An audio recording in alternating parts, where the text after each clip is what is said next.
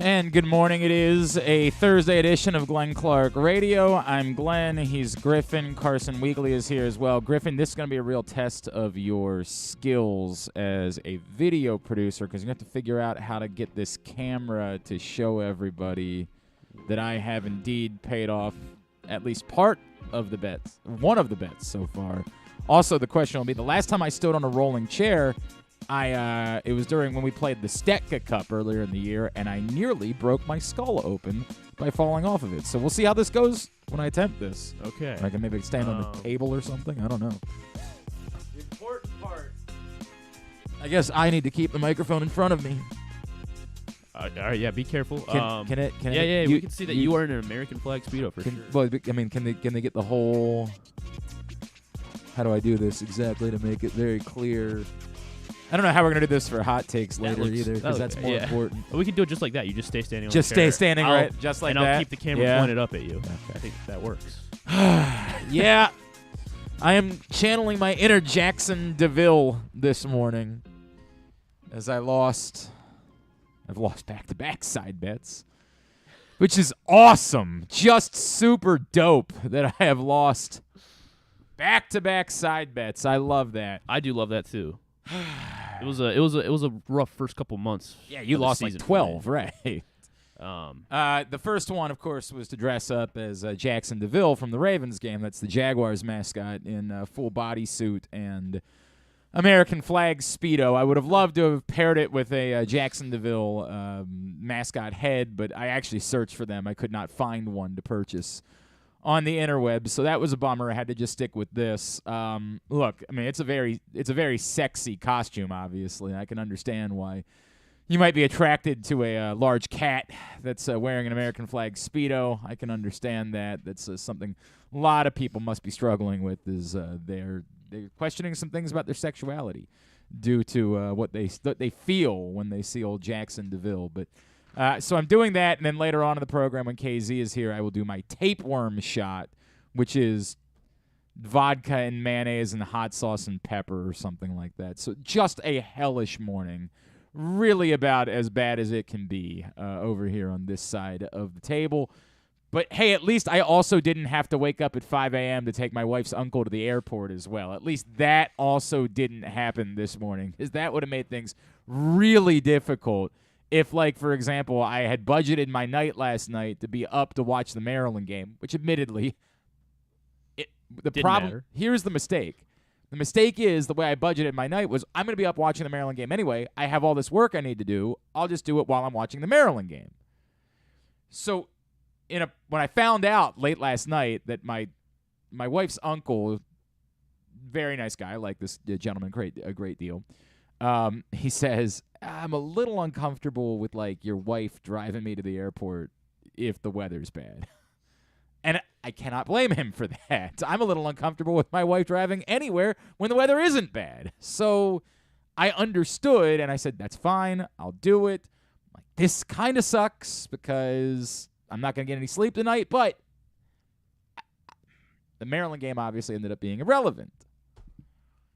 It would have been nice if I didn't have the work to do, because I could have just gone to bed at like 9:30. By 9:30, we knew there was no reason to watch any of the rest of the game. Unfortunately, I had a lot of work to do, and so on top of getting no sleep, I'm dressed up in a Speedo and bodysuit, and I have to do a tapeworm shot. It's just a hell of a day.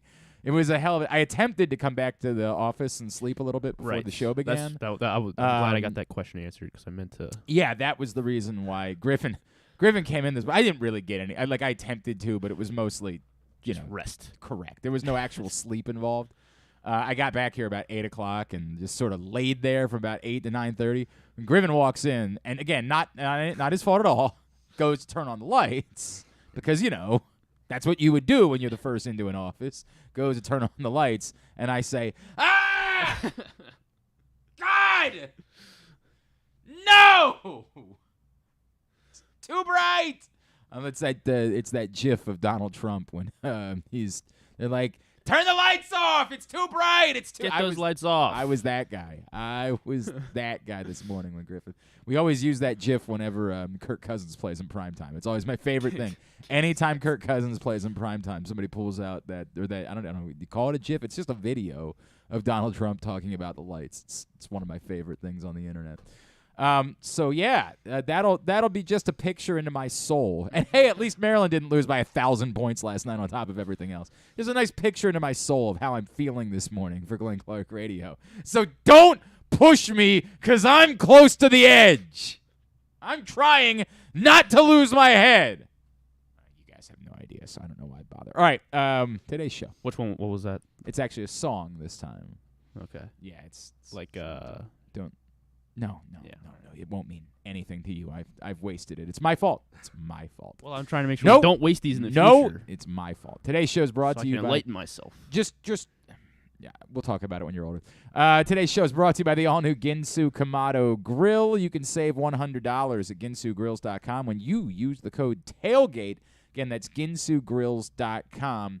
Use the code TAILGATE to save $100 when you order your Ginsu Kamado Grill. It's the perfect ceramic home grill or tailgate for grilling, smoking, searing, baking, all kinds of food. Really can do everything. Makes a tremendous gift.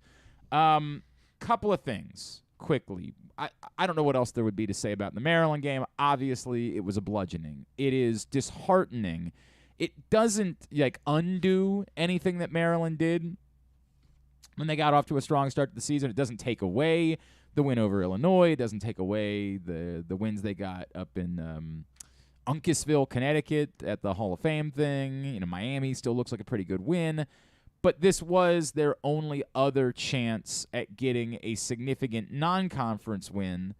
And so that goes by the wayside, and obviously it goes by the wayside in kind of embarrassing and dispiriting fashion.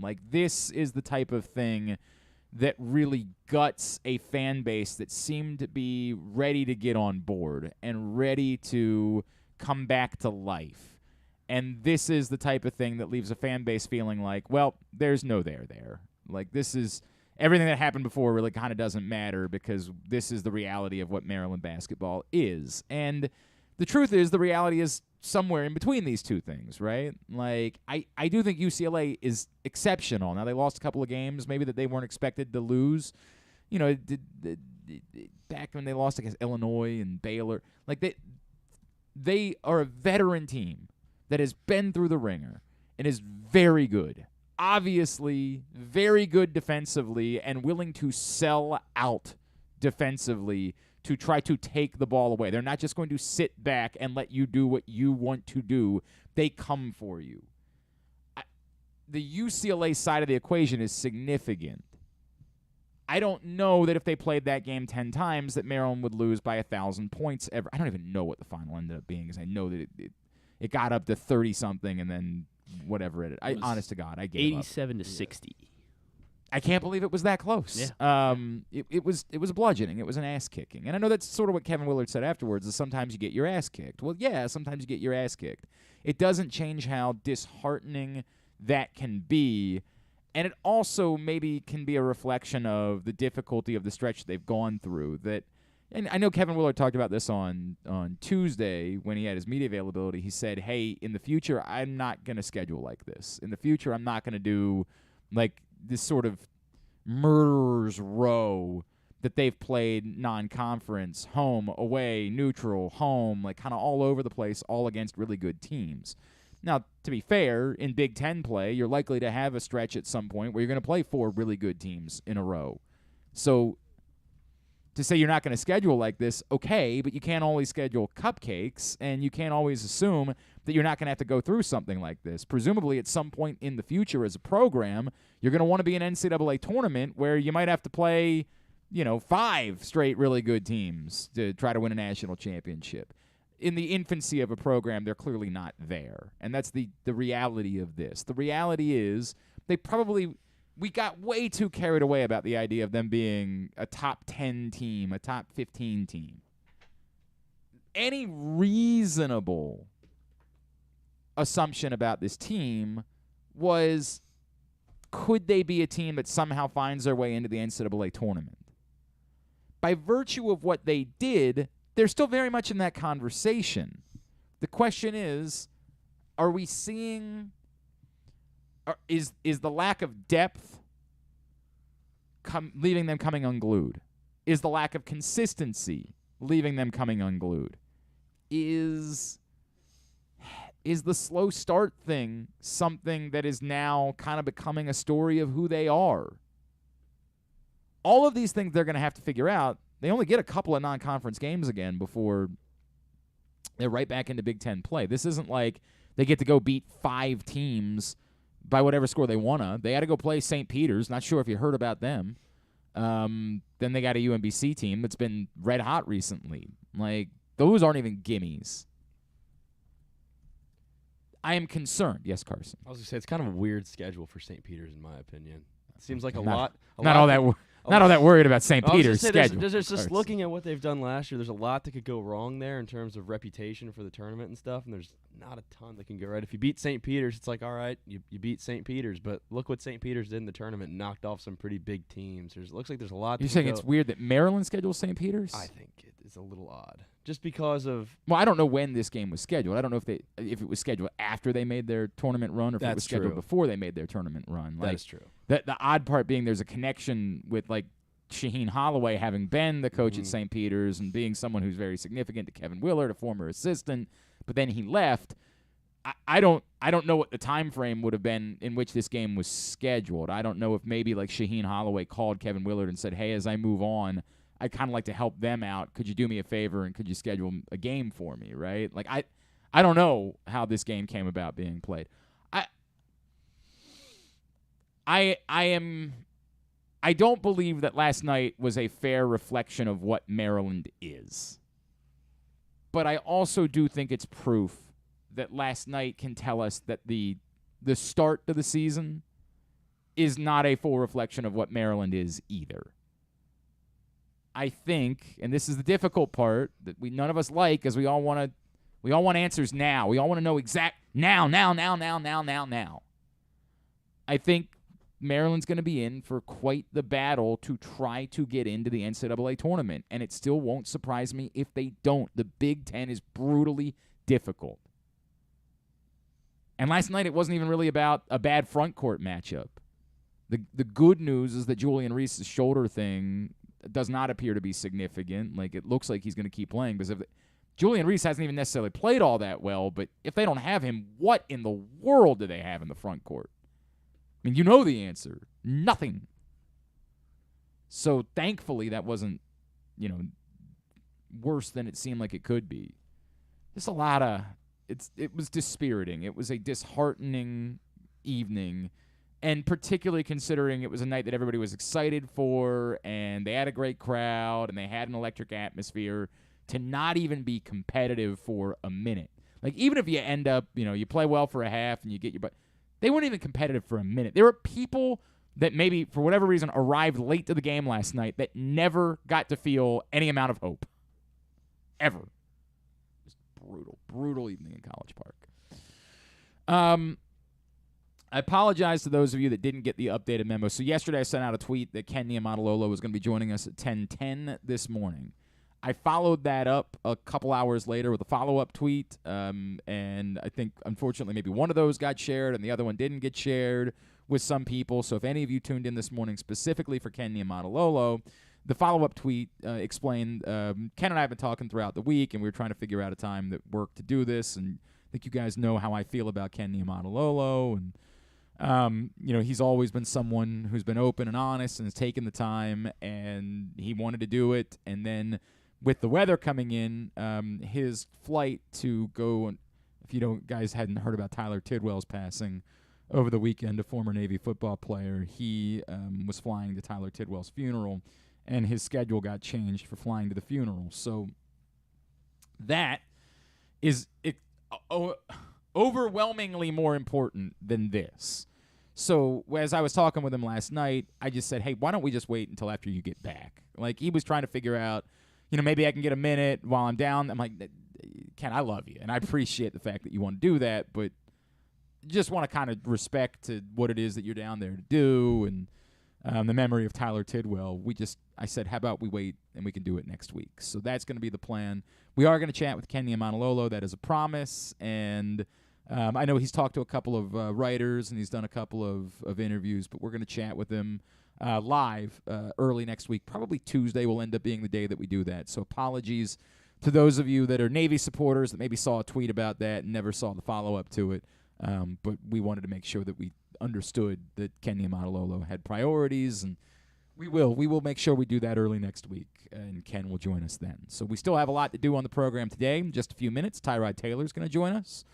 We've been celebrating the 10th anniversary of the Super Bowl 47 champion Ravens throughout the course of the season, and this week the team's backup quarterback was Tyrod Taylor, who, of course, remains in the NFL to this day, was one of the few guys that wasn't able to make it back for the anniversary because, he had football to worry about as he is with the Giants. We will catch up with Tyrod Taylor and reflect on that anniversary. Also this morning, KZ will join us in studio. I'm going to do my tapeworm shot.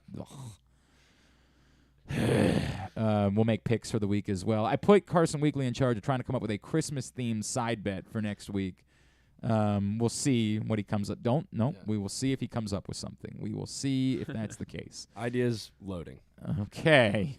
And then later on in the program, Stacey Dales from NFL Network is going to check in with us. She will be working the broadcast Saturday for Ravens-Browns. So we'll get her thoughts on what she expects, what she is looking forward to, what interests her about the Ravens-Browns matchup on Saturday. So all of that coming up on the program today. One more pitcher goes off the board, Noah Syndergaard off the board. Don't know if Orioles fans were really all that interested in Noah Syndergaard. I'm interested in anybody with a pulse, I think. All right. Well, the good news, if you're looking for good news, is that John Morosi, who is very plugged in, tweeted last night that, and this guy, my understanding, definitely has a pulse. All right. Orioles showing continued interest in Michael Wacha, whose Ah. market could move quickly now that Syndergaard and Lorenzen reportedly have reached agreements elsewhere. Also, Chris Cotillo. Boston. Yeah, and I don't remember if it's the Globe. I don't remember who Chris Cotillo writes for. I guess it's masslive.com now. I don't know if that's the name of a old newspaper. I hate how that's worked now. Like, AL.com is the Alabama website, but like it is a newspaper. It might be the Birmingham newspaper. I'm not sure what it is, but they just decided to call the website AL.com and like refer to themselves as AL.com. And in my old white guy world, I like to refer to them as like the newspaper that they write for. I know this sounds very, very old white guy, but just it was always easier for us. Chris Cotillo also said, things have been very quiet on the Michael Wacha front this winter, but the Orioles are showing interest in the righty. So clearly there's something with the Orioles and Michael Wacha. I don't know if any of you find that to be exciting in any way. I certainly wouldn't go with exciting, but again, does he have a pulse? Does it give you a rotation that on paper would be better than what you had a year ago? Yeah, and to be fair, Michael Wacha had a really good season last year. Like, Michael Wacha pitched to a 3.3 ERA and a 1.1 whip last season. When he was healthy. I understand that. He made 23 starts. Like, let's not pretend like he, good. I get it. He didn't pitch the entirety of the season, but 23 starts is a pretty significant sample size to put up those types of numbers. He had a complete game in there, too. Thank you. Now I know that. Give him $1 billion.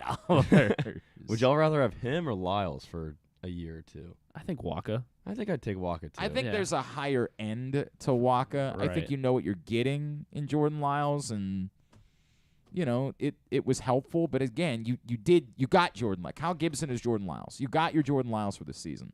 Jordan Lyles to me becomes redundant. You're hoping to find someone that can give you higher end starts, and I get there's no guarantee that Michael Wacha can be that guy. Again, the years before last year were brutal. 2019 through 2021 were not good for Michael Wacha. 4.76, 6.62, 5.05 ERAs in those three seasons. That was with St. Louis? No, St. Louis, New York, and then Tampa. Ooh, okay. Yeah. He was all over the place. Yeah, it was bad for those 3 seasons. You're hoping that you're scratching whatever it is that he found a year ago in Boston. Combined, obviously with the fact that you're planning on putting a better defense behind him, and you've got the wall in left field. And I didn't look deep enough into numbers to know how much home runs plagued him in those 3 seasons.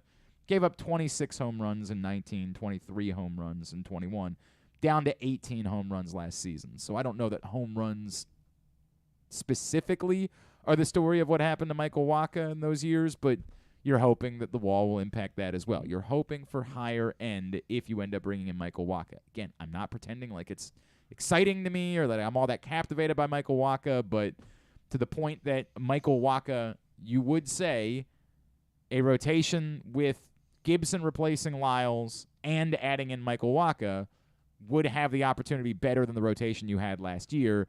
You would be forced to call it an upgrade if that's the route the Orioles go. The disappointing part is if that's the route the Orioles go, then any pipe dream of Carlos Rodon almost certainly goes utterly and completely out the window at that point. So it's the reality of the circumstances. I think the Cardinals are out on Rodon, too. They said that he had priced himself out of their budget. Well, I mean, if he's priced out of the Cardinals' budget, I don't think there's a chance in hell then that he's going to find himself within the Orioles' budget. Within our budget, I don't think there's any chance whatsoever that that's the case. And Tyler Huntley was listed as a full participant in practice yesterday, which is odd only because I didn't see like an announcement that he had cleared concussion protocol.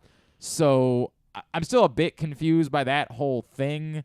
I imagine we'll get full clarity on that today, as today is the final injury report for the Baltimore Ravens this week. Just a little weird that they wouldn't send out a tweet, do something to say, I'm about to say Tyrod Taylor. We're about to talk to Tyrod Taylor. About to say Tyler Huntley has cleared concussion protocol. I feel like just maybe make this easy for all of us idiots, right? Like, for all of us stupids, just go ahead and explain, like we're 5, that's what's going on. So we will hopefully get a final answer about that today. All right, today's show is also brought to you by the Baltimore County Police Department. You still have time to help them out with their non-perishable food drive, with their unwrapped toy drive. You can get this week to any of the Baltimore County Police Department precincts, as well as Glory Days Grill right across the street here in Towson, and drop them off to support the mission of the Baltimore County Police Department. And if you or someone you know is thinking about a career change, maybe perhaps there's been a young person in your life that needs some direction. Great competitive salaries for both cadets and officers in the Baltimore County Police Department. $10,000 signing bonus is available. Find out more. Join BaltimoreCountyPD.com. Because of their schedule, getting ready for a big Sunday night game this week against the Commanders, we had to record this a little bit earlier on, an opportunity for us to catch up with Tyrod Taylor as we continue our celebration, 10th anniversary of the Ravens Super Bowl 47 title here on GCR. Well, let's continue to celebrate the 10th anniversary of the Ravens' run to the Super Bowl 47 title here on GCR this week. Man, it's been way too long. This guy, what a great dude he was during his time here. Obviously, he's gone on to have great success. He is a Super Bowl champion. Unfortunately, one of the few guys that wasn't able to make it back for the reunion because, he still has football to deal with as he is with the New York Giants. We welcome back to the program Tyrod Taylor, who's with us on GCR. Tyrod, it's Glenn. Great to catch up with you, dude. Thank you for taking a couple of minutes for us. Oh, yeah, no problem. Thanks, man. Absolutely, man. 10 years. Can you take me back? Let's go back to even 11, right? You get drafted in the 6th round by the Baltimore Ravens. If I had told you, flash forward to 2022, we're going to be talking, you're going to still be in the NFL, you have been starting for a couple of years, and you'll be a Super Bowl champion, what would you have told me then? I would say anything is possible. Obviously, you don't have a crystal ball. You never know what the future holds for you. But I think just along the way, you put in enough hard work, and sometimes things go right, and you're fortunate to be on the winning side of things. Looking back, obviously, 2011, being a young guy getting drafted to Baltimore, walking into a locker room full of veteran guys and a lot of successful players in this league. I mean, you could never count out the possibility of being in the Super Bowl, and we was in it in 2 years. Actually had a chance to take that step in the first year, and I think that just made guys even more eager and more hungry to do the things necessary to get back to that level, get back to that game the next year. You know, it's so funny you say that, Tyrod. We've been doing these chats all season long, and almost to a man, everyone who was part of the 2011 team has said the same thing. Like, that was the fuel, like being that close and coming up short. And I think everybody remembers we've talked a lot about the words of Ray Lewis that day in the locker room in Foxborough, and that even some of the guys that weren't on that team told me that meant something to them when they heard them the following year. Can you tell me a little bit about, you're a guy that's just trying to like find your way in the NFL, but did you feel that sense at that time of there's unfinished business, come hell or high water, we're going to be back here next year? Absolutely. I mean, you never know how a season can go. Obviously, you have its ups, its downs, but I think we had the right men. I know we had the right men within our locker room and on that team as coaches and players just to be able to weather the storm, and that's what we were able to do. I mean, it wasn't pretty week in and week out, but we found ways to win. And, like I know you've been covering sports long enough, that's really what it boils down to. Obviously, the numbers and stuff brings different accolades, but we had a selfless team, and we were all about just winning and whatever it took to win week in and week out. And we committed ourselves to that. Obviously, we were on the losing side of things sometimes, but we made a commitment to play for one another, and it paid off at the end of the year. Tyrod Taylor is with us as we're celebrating the 10th anniversary of the Ravens winning Super Bowl 47. Tyrod, obviously, you bring up, it wasn't always pretty, right? Down the stretch that season, it was downright ugly at times in the regular season. Yeah. Did you have any sense, like, were you internally nervous? Did you know, hey, we can just get there and flip a switch? Like, going into that postseason, where were you feeling about that team? Feeling good. I mean, I think in that time, you have to lean on the veteran leadership. And one of the things that Ray, amongst other guys, Ed Reed, Suggs, Flacco, Anquan, a lot of the things that those guys told us was, hey, let's just get a chance to get to the opportunity. What we used to say is get a chance to get to the dance. Like, if you can just get a chance to get there, everyone's 0-0 once you get there. Then there's a whole new season. And we just kept that attitude. Like you said, it wasn't pretty going down the stretch. And I've actually used that scenario or to use that learning experience that year to tell other teams, hey, look, it's not going to always be pretty. We won the Super Bowl, but if you go back and look at the games that year, like, it was not pretty towards the back end of the season. You just got to do your job week in and week out, and that gives you the opportunity to be able to go out and win. Obviously, you have to go out there and execute and win, but the goal is just to get to the playoffs, and then you hit reset. Obviously, the ultimate goal is to win the Super Bowl, but you got to take it one step at a time. And our goal that year, hey, get to the playoffs, and once we get there, then we can set a new goal and win the first one. Don't look at the big picture. Take it week by week, and that's what we were able to do. I'm wondering if there's almost an immediate parallel to what you guys are going through in New York this season, right? Like, where you're flying for and sure. you have a bit of a hiccup. Yeah. Have you said something about that to the guys? I've talked to a number of guys, and ironically, we have a lot of the Baltimore staff. I mean, obviously, Right, was with Wink, here. yeah. So, I mean, we have a lot of people that were here, and also just a lot of other coaches that have been elsewhere and can attest to the same ride. I mean, it's only been 72 Dolphins that went undefeated. Yep. Other than that, Yep. The league is what it is. It's highs and lows, and the team that can weather the storm, obviously, and stay healthy throughout the season, gives themselves the best chance at the end of the year to be able to play football in January and to finish in February. He is Tyrod Taylor. He's with us here on GCR. Tyrod, I want to, if I could, did you specifically know what Joe was capable of doing? You were around him so much, and I know that, the impact you guys had on each other in your careers. Yeah. But did you know going into that postseason, like, could you have imagined him turning into Joe Montana the way that he did during those 4 weeks? Did you see that coming? Yeah, that didn't surprise me. Joe played a lot of good football in our time together, and obviously throughout his career in the NFL.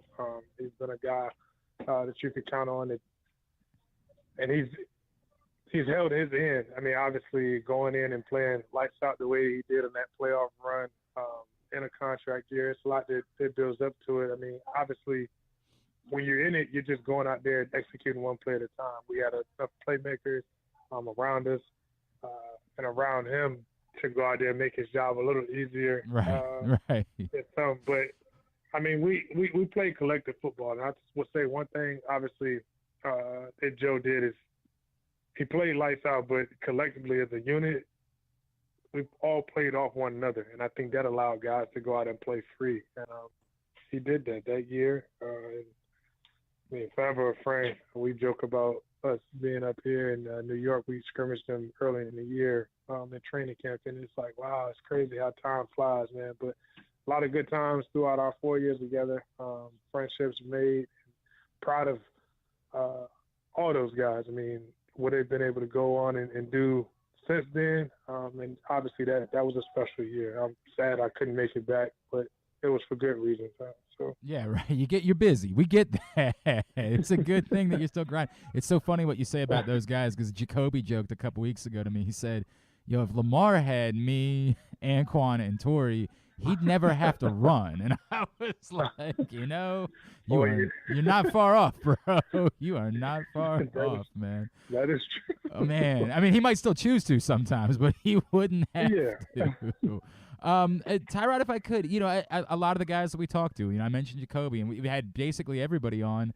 So many of them played significant on-field roles. Is it, for you, it's such an accomplishment to win a Super Bowl? Is there any amount of bittersweet that you didn't get to play more? Does it impact the way you feel about that? Can you just sort of take me through, what it means to be a deserving Super Bowl champion? But I'm sure you probably think to yourself, hey, I'd like to have, gone and won a Super Bowl myself too, being the guy on the field. Oh, for sure. I mean, obviously, as a quarterback, is only one on the field at any given time. So obviously, and as a competitor, you want to be able to be a starter, young in the league. But I think it was also just an opportunity for me to learn. By all means, I would love to start and win a Super Bowl. But I think it's also some learning. It's also a learning process, and I was able to learn from a bunch of veteran guys. I was able to learn how Joe handled himself in the media, on the field, off the field. Just was able just to watch guys and learn. And just those 4 years in Baltimore, and especially those first 2 years, just was a big learning curve for me. Coming from college, always starting, never really had to sit. It was a humbling experience, but it was also opportunity for me to learn. I think I learned and tried to gravitate to those veterans and lean on those guys. We still are all friends to this day. I could call any of those guys up and talk to them about on the field stuff, off the field stuff. I think you just got to look at it for me with a broad eye. Yes, I was fortunate enough to be on a team, and by all means, it takes everyone to win a Super Bowl. Practice squad guys, coaches, the kitchen staff, everyone is all in on it. Obviously, we lean on the 11 starters to go out there and get the job done, but it's a preparation process that goes on before you get to the field. So everyone is deserving of it. Obviously, the guys who played and had significant time in it, it means probably a little more to those guys because they were actually out there putting their bodies on the line for one another. But yeah, I don't look back at it sad or anything. I'm just as happy for the guys. I mean, I think that's what makes a good team or a great team is a bunch of guys selfless and want to see the people around you succeed.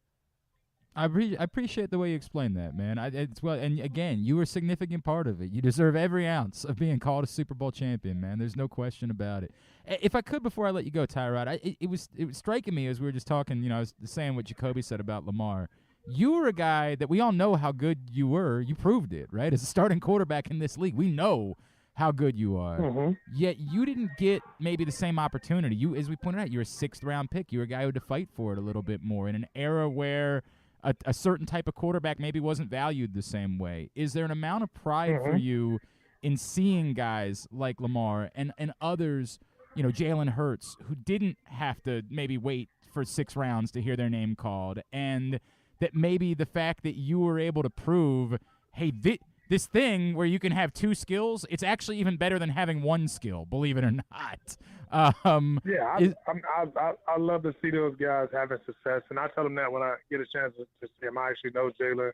I don't know Lamar as well, but I've talked to him, and I've known just about all the other guys. I would guess you would say dual threat in the league, and I'm proud that those guys have had the opportunity to be able to showcase their talent. Like you said, when I first came in the league, that wasn't necessarily we didn't see many other dual threats playing quarterbacks. Cam was drafted same year. Kaepernick, I think that was kind of like the year that it started to shift. And not to say that there wasn't dual threats in the league before then, but I just think since then the number of dual threat guys has come along. And, like you said, I'm happy for those guys to be able to have any opportunity to showcase what they could do.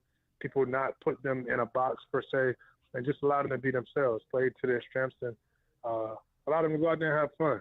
I mean, it's a complicated game, but at the same time, it's a simple game. And a lot of the guys who are fortunate to make it to this level have been doing what they've been doing to get them to that level for a long time. So why take that away from them? Allow them to be themselves and build a team around it. It's been a lot of joy for us to be able to watch it back here, man. Like, it's a lot of fun. For sure. At Tyrod Taylor on Twitter is how you find him, and it's Ty Taylor on Instagram as well, correct?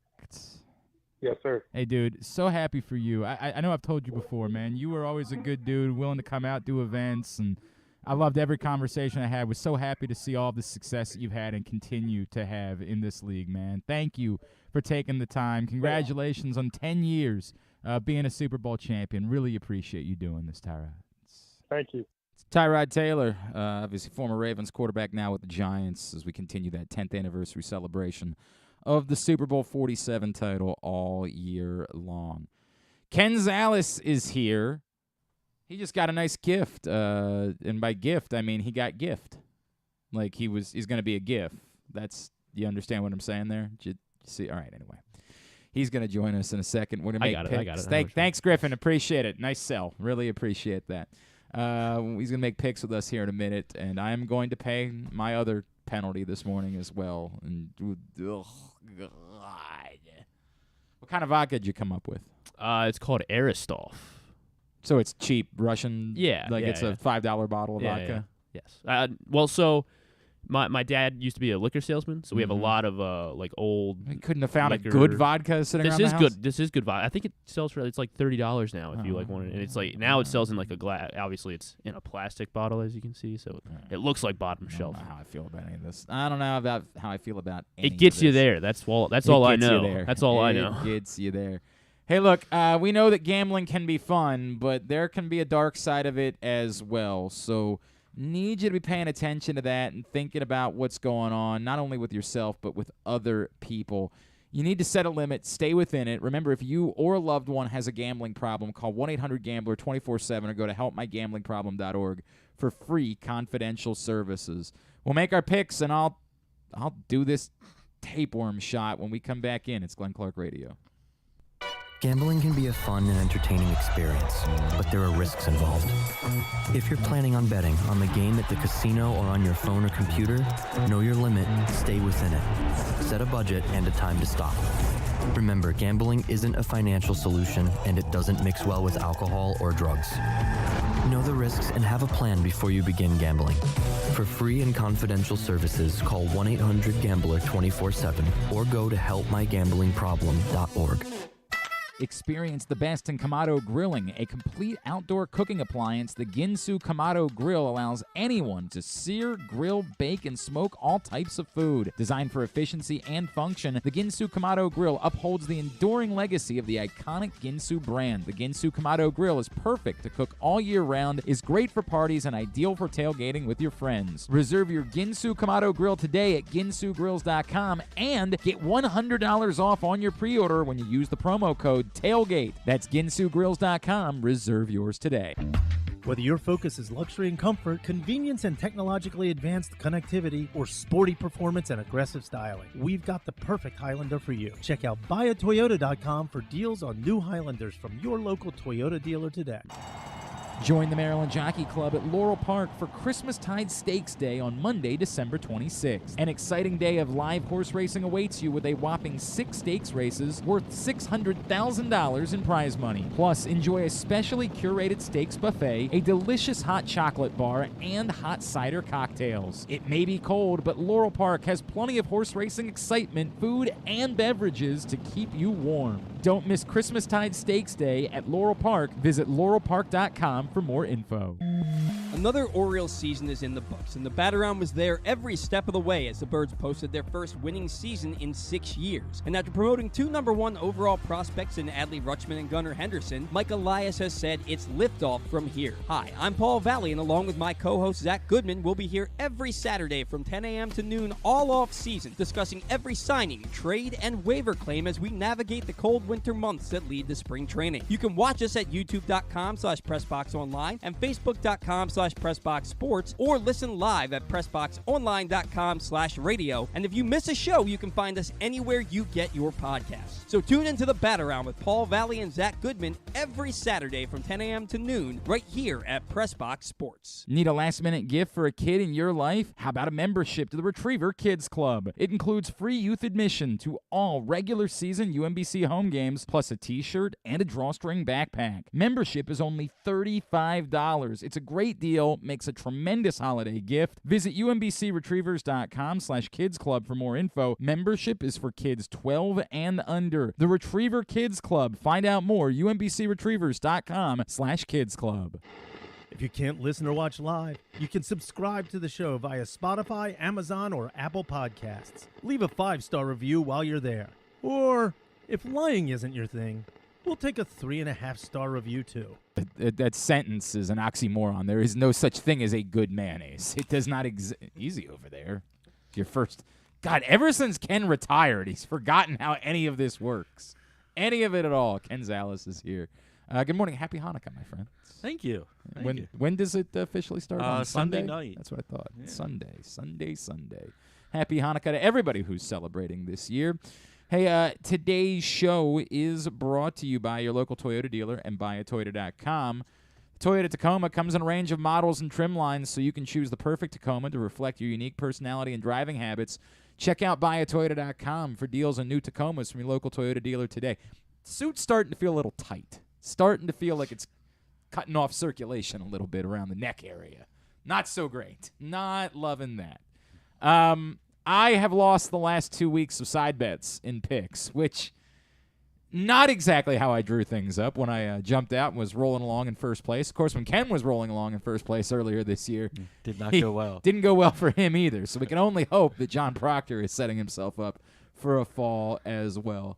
The first side bet that I had to pay off was obviously wearing the Jackson DeVille costume. By the way, Ken, you're welcome. You're about to become an internet celebrity. I think that gift will go thank you. Everywhere. Can't wait. The next bet that I have to pay off is this Tapeworm Shot, which looks like just pure hell.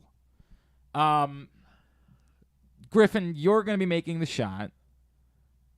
Ken thinks you screwed up by bringing in I guess Griffin very excited about Maryland playing in the Duke's Mayo Bowl because you decided to go ahead and get some Duke's Mayo. What is going on? I don't know. That's what we've had. That's what we've been using. No. I'm not worried about it. He's worried about me. I'm worried about Ken. Yeah, I know. He can't put his headphones on. He can't talk into a microphone. I can't do anything anymore. What the hell has happened to you? Out of sight, out of mind. I'm starting to worry that you went from like a... You know, like when your parents get old. Yeah, no, I'm not. And you have that moment, like you just wake up one day and you're like, "Oh God, I have to take care of them." Yeah, now. Like I'm starting to worry that I'm gonna have to take care of you the rest of the way. I'm not doing the sponge baths. You're gonna have to hire a professional for that. All right. That's the way. Will you wear the outfit while you do it? Okay. I will wear the outfit. I'm good. I will wear the outfit for you. All right, Griffin, how are you? What is your plan of attack for making this tape? So the Tapeworm Shot is, how is it written out? It is written out as 1 ounce of vodka, 1 ounce of mayonnaise. Equal parts mayonnaise and vodka. Yeah. So I've got a tablespoon here, which is equal to a half ounce. So I got 2. So I'll be doing 2 of these of each.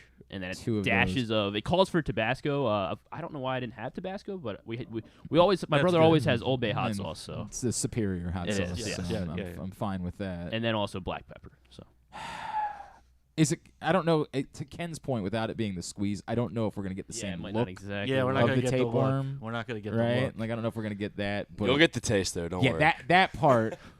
God. I feel bad. I mean, I don't feel as bad as if I had lost, but I feel bad that I posted this picture for you. Yeah, where did this come from exactly? I don't know. Psychopath? I just found it like.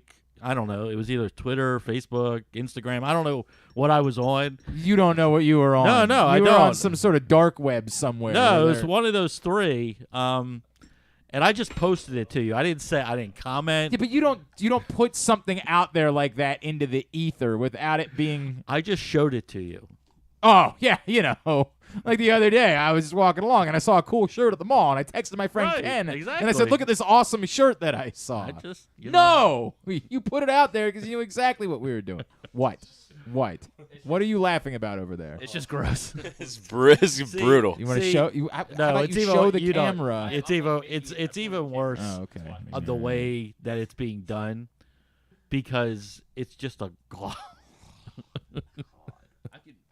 God. There's no way you're going to recreate the tapeworm. It's just not going to. It's not going to work. No, it's not. We needed the squeeze bottle. God. Everything else going on? Everything's great.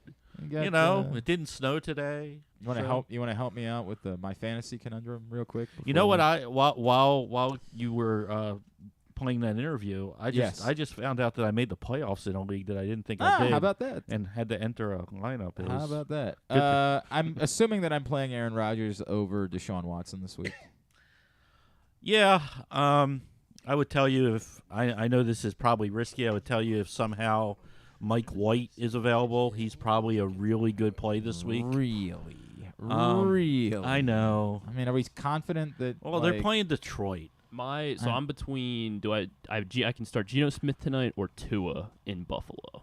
The problem with both White and Miami is the weather. I mean, right now, again, we're having to do these things on Thursday.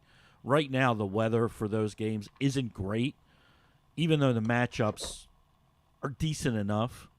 By the way, Mike White is not available. Okay. Tyler Huntley is available. Again, we don't. I don't know what to expect from Ravens Browns. Could be again one of those typical. That's why I feel like the answer has to be Aaron Rodgers. It does. They've been better. Let's put it this way: last 2 weeks have been better. I don't love. I've seen a lot of people. Like the Geno Smith thing this week. I don't love it tonight. I don't know if you guys have heard, their defense is pretty good. Yeah, it's they're good. playing lights out. Yeah. Short week, people are saying, well, it could be kind of kooky and things happen. I don't love Geno Smith the spot here for him. What is the Darren Waller story this week? They opened the window. We're not expecting him to play. It doesn't sound like it. Okay. I know everybody who got their 0 last week. Thank you, Mr. Moreau. It's still the funny thing is it's like all the fantasy sites are just like they're in unison and mocking everybody who started Moreau last week because it still lists a 0. Like on his projected points for this week. It's sort of funny, but it's not. So they're all expecting Waller to be back. I don't feel that way. I don't feel as good about it. He would have to have at least a limited today and Friday for me to feel better about it. So presuming Waller doesn't play, yes, my options would be Dulcich, Hill, Bellinger, Okonkwo. Yeah. Well, bro. What is that? It doesn't look anything like It doesn't look anything like the picture. It's the tapeworm shot. It's because it looks like I'm doing a shot of dip. Yeah, it's because of the way the God. I don't even know if this is I might need a spoon in order to consume it. It's just a shot. I think the way they've been using Hill, I think you got to go Hill in a decent matchup against Atlanta. Okay. I think he scores a touchdown.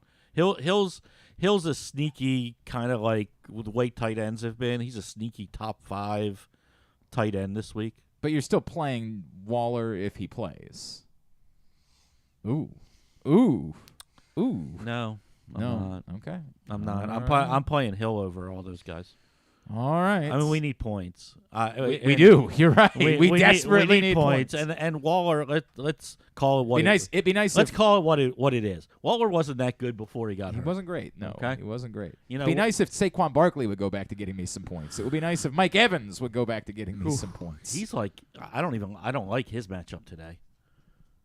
So, I mean, but this week I can't start Mac Hollins over. No, him. you can't. Can I start Brandon Cooks over Mike Evans? I don't think Cooks plays, so no. Okay, so the answer is start Chris Moore maybe. I mean, can't do that. I can do a lot of things. I can do something. I can do anything for love, but I won't do that. If you want to really go out on a limb, Jawan Jenkins is available in a lot of leagues. Jawan Jennings? Jennings, sorry. It's changed. not a visit from Ken Zalis. Nothing's changed. Not a visit from KZ with that. Nothing's changed. But, I mean, you have Debo out. Jennings, when he was given the opportunity. But do we know who's playing quarterback in that game? Purdy's playing quarterback. I don't. Like, I didn't see them, and maybe I missed it, but I didn't see them bring up anybody from, like, the practice squad to their main roster. Yeah. That would have been the first thing they did. They have Josh Johnson. Why would they need to do that? But they've got Josh Johnson. If Purdy's not going to be active, you need that backup quarterback. So they would have activated somebody from their practice squad or signed somebody. I may have missed it, but I didn't see that this week. So it tells me that they're pretty confident that Purdy's going to play. Okay, so this is straight dead on. If Brock Purdy is playing tonight, yes, are you legitimately telling me to play Jawan Jennings over Mike Evans? No. Okay. Okay. I'm telling you. This is. Oh, that is. Give me a water or something, please. You're gonna let me go find something. Yeah, let me see what we got. You're gonna need a chaser on this. Oh, God. Might as well bring a trash can. Jesus Christ. What a nightmare. All right. This is not. To be fair, and I feel bad because that is not what I wanted it to look like. I wanted it to look like the picture. Yeah. It was supposed to look like a tapeworm. The picture I kind don't even know how to describe. This looks like, and this is, you know what it really looks like? It looks like the inside of lasagna or like a stuffed shell. Yeah, something like that. Is really what it looks like. Is. Except it's mayonnaise. God! Thank God I didn't lose last week. Oh, get in here. We got to do this. We're going to make picks, and Ken's got to. Did he find a water? It's not hard. We got to do water jug. It seems like it shouldn't be all that difficult. Is he good? Yeah, Carson's getting the water. Come on. Got to do this. Today's show also brought to you. Today's show is also brought to you. Or how about you just, if you've not still considered, you're signing up for sports betting is legal in the state of Maryland. PressBoxOnline.com/offers is where you find all of the best sign-up incentives, including $5. You make a $5 bet, you get $200 in free bets from DraftKings, or $1,000 worth of risk-free bets from BetMGM. Time's limited. To get the best offers, go to PressBoxOnline.com/offers and sign up today. All right. Here's to swimming with bow-legged women. Are you going to video it? Is that the plan here?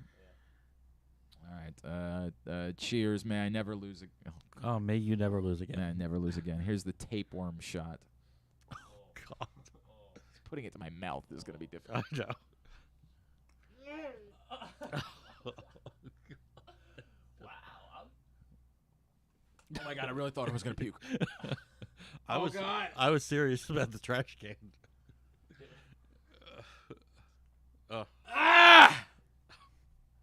It's so gross. Good. I'm impressed. I'm impressed. Oh my God. I'm very impressed. I don't I'm know. not remotely kidding. I don't know if I could have done it. Oh, God. Yeah, that was When I say that I legitimately, for a moment, believed it was about to come back up all over my computer. Oh. That's all over our microphone, all over. Like, I legitimately had to, like, swallow something back down. That's why we put the computer in front of you, so you had no choice. Because it was about to go everywhere. Oh, God. Oh. That is. Don't lose again. I'll stop suggesting things. Jeremy Kahn's gotten me to put some things in my mouth over the years. You know. Well, that's Glenn, you got some mayonnaise under your nose. Oh, good. Good. And save it for later. Oh, God. Ah! Okay. So, because why not? You're not going to be here next week. You're out of town. So you don't have to worry about it. I'm gone for a couple weeks. Nice. But you could do it privately. I could. The suggestion that was made. There were 2 suggestions that were made. And Carson had some ideas as well. Carson, are you going to participate in our side bet this week? Sure. Yeah, I'll do it. All right. I'll do it. 2 suggestions. Oh, God. Now there's pepper, like, in my teeth. And, like, that alone doesn't bother me, but, like, the pepper now tastes like the shot. You know what I mean? Tastes like mayonnaise? It's all of it. Imagine having a pepper mayonnaise sandwich. God! Somehow, I don't know what it is about the mayonnaise with the vodka. Like, I hate mayonnaise, but I think I would rather have eaten that sandwich than what I just did. Really? I think. I think. I don't know. I Yeah, have to think about that. Yeah, that shot looked very. That was sinister. I'd say the one good thing, I guess, is that I'm sorry I didn't burp into the microphone. I'm so sorry. That was so very unprofessional of me. is that it's one and done. So you just have quickly if you get that shot down. I had to eat that sandwich over like an hour. Yeah, the sandwich was long term. All right, with that in mind, 2 suggestions that were made. The first suggestion was that the loser would have to consume an entire panettone during the course. I'm not sure if you guys are familiar with the panettone. It's a version of a fruitcake that they sell at the grocery stores. It's that giant box that you see on your way out that you're like, what the hell is that? And has anyone ever actually purchased that thing? I don't know. I can't. I physically couldn't do it. I could do that. I bet you could. I physically could not. I could not. Oh, easy. Yeah. Easy. The suggestion, I would not be able to. I would have. There would just be no way. I would not be physically capable of doing that. I would need like a half hour, like over the course of like. Just because you're like 20 years old, Carson. It looks like for God's sakes, it looks very dry. Yes. It's extraordinarily dry. Yeah. A glass of water. It over that? couldn't be drier. We can say no I believe water. people typically pair it with like ice cream or something like that. When that would make when sense. I say that. I've never actually seen a human consume panettone, so I don't know that, but I think that would be the play. The other suggestion that was made was that the loser would have to chug a quart of eggnog. Now, that sounds like a good idea until I searched chug a quart of eggnog on Twitter or on whatever it was, on Google, and found out the first thing that came up was a story about somebody having to go to the emergency room after winning a eggnog chugging contest. Let's not do that. So I said, we're not going to do that. Well, only a quart. Thank you, Griffin. Thank you. Yeah. The suggestion then would be that over the course of 2 hours, A gallon. you have to not a gallon, a pint. Okay. A pint of eggnog over 2 hours. You're in? Sure. Yeah. Carson's in. That's no problem. For I yes, despise I'm in. eggnog. I am. Disgusting. It is so truly gross. There is just no way that this is a good idea. Oh God, I'm still tasting the shot. I'm sorry. But I will do it. KZ, would you be willing to play the home version? Or you could wait until after the holidays to come back in and pay off your penalty during the course of I the don't know morning. if I can actually do it. It's a pint. It's not, I think you could do it. It's over the course of a 2-hour show. You'd be able to do it. Maybe if I use a straw. I mean, you could do like a spoon, need a like pretty- a milkshake, like a thick yeah. milkshake. you need. Yeah, it's fine. All right, KZ's in. I'm going to check with Proctor and see if he's in, because he's been in for the last couple. He just hasn't lost. That son of a bitch. I'm really getting sick of this guy. I am. Proctor is in as well. Let's all right, go. so the 5 of us are all in.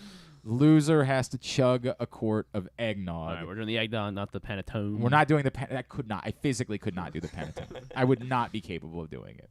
All right, we're getting to the nitty gritty when it comes to picks. It's getting late early, as the kids might say, It's interesting now. because everybody stinks. Yeah. Yeah. Well, and because Stecca's not Stecca technically dead yet. had a good week. Like he had a mildly good week, he had 6 wins. but it's not like he went like 9-0 and dramatically got himself. But he's back only in. 5 games out of the worm now. That is true. He is 5. So games it's out of the like worm. we have lots of weeks left. but we only have a few more weeks left of 9 picks. That's true. And we don't do bonus points for playoff games. or I anything understand. Like that. Here's where we are. John Proctor running away with it. 3 games under 500. Just not a great sign. That 3 games under 500 is good enough to be leading our competition. 63 and 66. Myself, KZ, and Griffin all 2 games back at 61 and 68. Then you find Kyle 3 games back at 60-69. Paul Valley is 4 games back and now nearly as close to the bottom as he is to the top. Paul Valley, the Vice Worm, 4 games back at the top of the table, only 5 games in front of the Worm, Andrew Stetka. As Ken pointed out, Andrew Stetka had the best record last week at 6-3. So he made a small dent into his deficit. A couple of weeks ago, he was 11 back.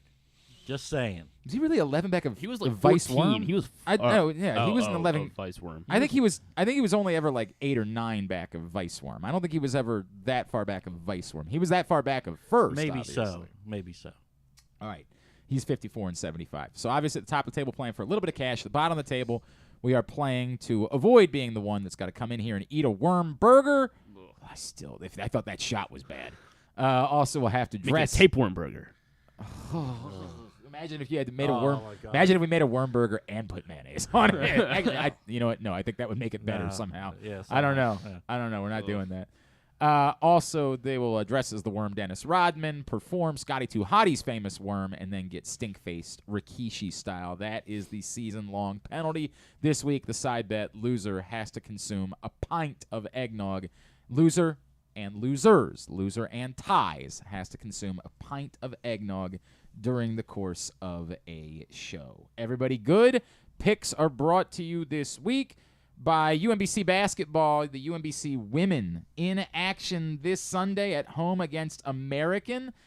And then the big one is the UMBC men take on Vermont on New Year's Day. Yeah, New Year's Day. The best place to be will be the Peak, Chesapeake Employers Insurance Arena, to check out the Retrievers as they take on Vermont. Rematch of last year's America East Championship game. Get your tickets right now by going to umbcretrievers.com. I know I just said we're about to do picks, but I just realized we really need to take a break. So we're going to grab a break. I'm sorry. Then we're going to make our picks. I just realized it is 11:02, and I have taken one break. We are in trouble. Break, picks. Glenn Clark Radio. Join the Maryland Jockey Club at Laurel Park for Christmastide Stakes Day on Monday, December 26th. An exciting day of live horse racing awaits you with a whopping 6 stakes races worth $600,000 in prize money. Plus, enjoy a specially curated stakes buffet, a delicious hot chocolate bar, and hot cider cocktails. It may be cold, but Laurel Park has plenty of horse racing excitement, food, and beverages to keep you warm. Don't miss Christmastide Stakes Day at Laurel Park. Visit laurelpark.com for more info. Come experience Maryland's #1 sportsbook this NFL season at the FanDuel Sportsbook at Live Casino and Hotel, the ultimate place for any sports enthusiast. Take advantage of our 24/7 kiosks, massive video screens, and watch all the action from the best seat in the house. With more money paid out than anyone around, make every moment more at the new FanDuel Sportsbook at Live Casino and Hotel in Hanover, Maryland. Please play responsibly. Gambling problem? Please call 1-800-GAMBLER or visit mdgamblinghelp.org. The weather outside is really unpleasant, so it's time to warm up with some comfort classics this winter at your neighborhood Glory Days Grill. Try the Twisted Ribs and Wings combo. It's 2 full pounds of meat, the mac and cheese bites, Mr. Richards meatloaf, the citrus salmon, the winter spinach salad, and for dessert, here's internet radio personality Griffin Bass to tell you about the bourbon butter cake. Oh my God, it's so good. Pair it with a blood orange bourbon cider or a devil's backbone cranberry smash. Place your order now at glorydaysgrill.com. Glory Days Grill. Great food, good sports. That first sip. That first bite. Start your day off right with a delicious breakfast at Royal Farms. Choose from a fantastic selection of fresh Royal Farms breakfast sandwiches and top it off with a rich hot cup of the freshest coffee in the world. At Royal Farms, breakfast is available day and night. It's the freshest breakfast in the world. Real fresh, real fast. Royal Farms. Stan the Fan here, welcoming back one of my favorite sponsors, the Costas Inn. And everybody around Baltimore knows the Costas Inn is a great place to go and grab crabs, steaks, salads, soups, whatever's on your mind to eat in person. But did you know that the Costas Inn has upped their game? They are now one of the premier takeout places in Baltimore. Give them a call now to order your food, 410-477-1975. That's the Costas Inn over 4100 North Point Boulevard. Looking for a simple holiday meal? Try Chick-fil-A catering. From Chick-fil-A nuggets to mac and cheese, enjoy a variety of tray options sized perfectly for your get-together. Order through the Chick-fil-A app and bring smiles to your family gathering. Availability and order requirements vary. See restaurant for details. Tune in to Simply the Bets every Tuesday and Weekend at Bookies every other Thursday at 11:40 a.m. And if you really have nothing better to do, keep listening to this show, too. Yeah, Jeremy Kahn went 9-0 last night with the picks that he gave you at PressBoxOnline.com. Seems like you should maybe be playing along with Jeremy Kahn. I can't because I'm his cooler, like by legally not allowed to. But everybody else should probably be playing along with Jeremy Kahn. 9-0 last night. Again, you find his picks every day at PressBoxOnline.com. KZ is here. Today's show is also brought to you by, this one's going to be brought to you by the Baltimore County Police Department, where they are still collecting unwrapped toys and non-perishable food items. You can stop by any of the Baltimore County Police Department precincts this week to drop them off. And if you or someone you know is thinking about a career change, want to be the change that you want to see in the police community, find out more by going to joinbaltimorecountypd.com. They are hiring. $10,000 signing bonus, cadet salary starting over $30,000, officer salary starting over $60,000. Great opportunity for you to join the Baltimore County Police Department. Join, again, if I can pass the test. And I believe the full video is now available at youtube.com/pressboxonline. If I can pass the test, anyone can pass the test. PressBoxOnline.com/video as well if you want to see that. But join BaltimoreCountyPD.com for the Baltimore County Police Department. All right, where are we starting for picks this week? We will start 2 nights on Amazon Prime Thursday Night Football, 8:15. It is the 49ers at the Seattle Seahawks, and the Seahawks are getting 3 points at home against Brock Purdy, who is expected to play, I believe. But Deebo Samuel is not. Yes, Deebo Samuel will not be playing. This makes it tough, right? Like, the defense has been so good, and this feels like a trap. This feels like it's a Thursday night road game. What are you doing? You know better than to pick a team that's giving 3 points on the road on a Thursday night. You just feel like you have to because the 49ers defense has been so infallible that how do you pick against them? And then the Deebo Samuel thing, although, again, like, they have other weapons. God. I guess I have to go Seahawks here. I wish it was over 3 points. Like, I wish it was 3.5. Got a pint of eggnog on the line. I know. That makes it all the more difficult. God. Man, why do I always have to go first with this? I hate this. I'll go first. You want to go first? Anytime you want. Yeah, go ahead. I agree with you, but this feels pushy to me. Seattle has not played as well offensively. They haven't. As they have earlier in the year. Geno's starting to look like Geno, making a lot of mistakes. And on a short week, they could get ugly, so I think the mistakes continue.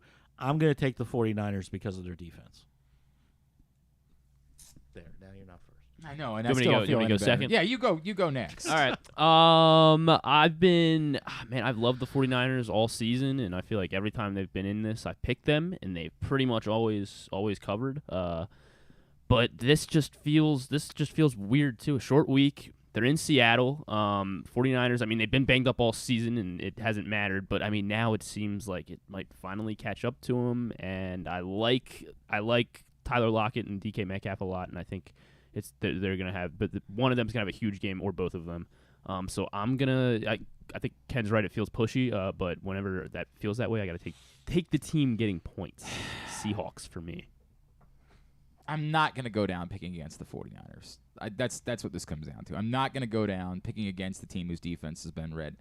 I don't like anything about this, but 49ers is the pick. Carson. I'm going Seahawks. I like Kenneth Walker. I think he's quite the weapon, and I don't know. I think the Seahawks are going to find a little something, get back on track offensively. Right. Give me the Seahawks -3. +3. Seahawks plus +3. Yes, significantly even better, different. Even yes. better. All right, so it is me and Carson on the Seahawks, along with Andrew Stetka. Which normally we would say you don't want that. Yeah, he was hot last week. So. Everybody else is on the San Francisco 49ers.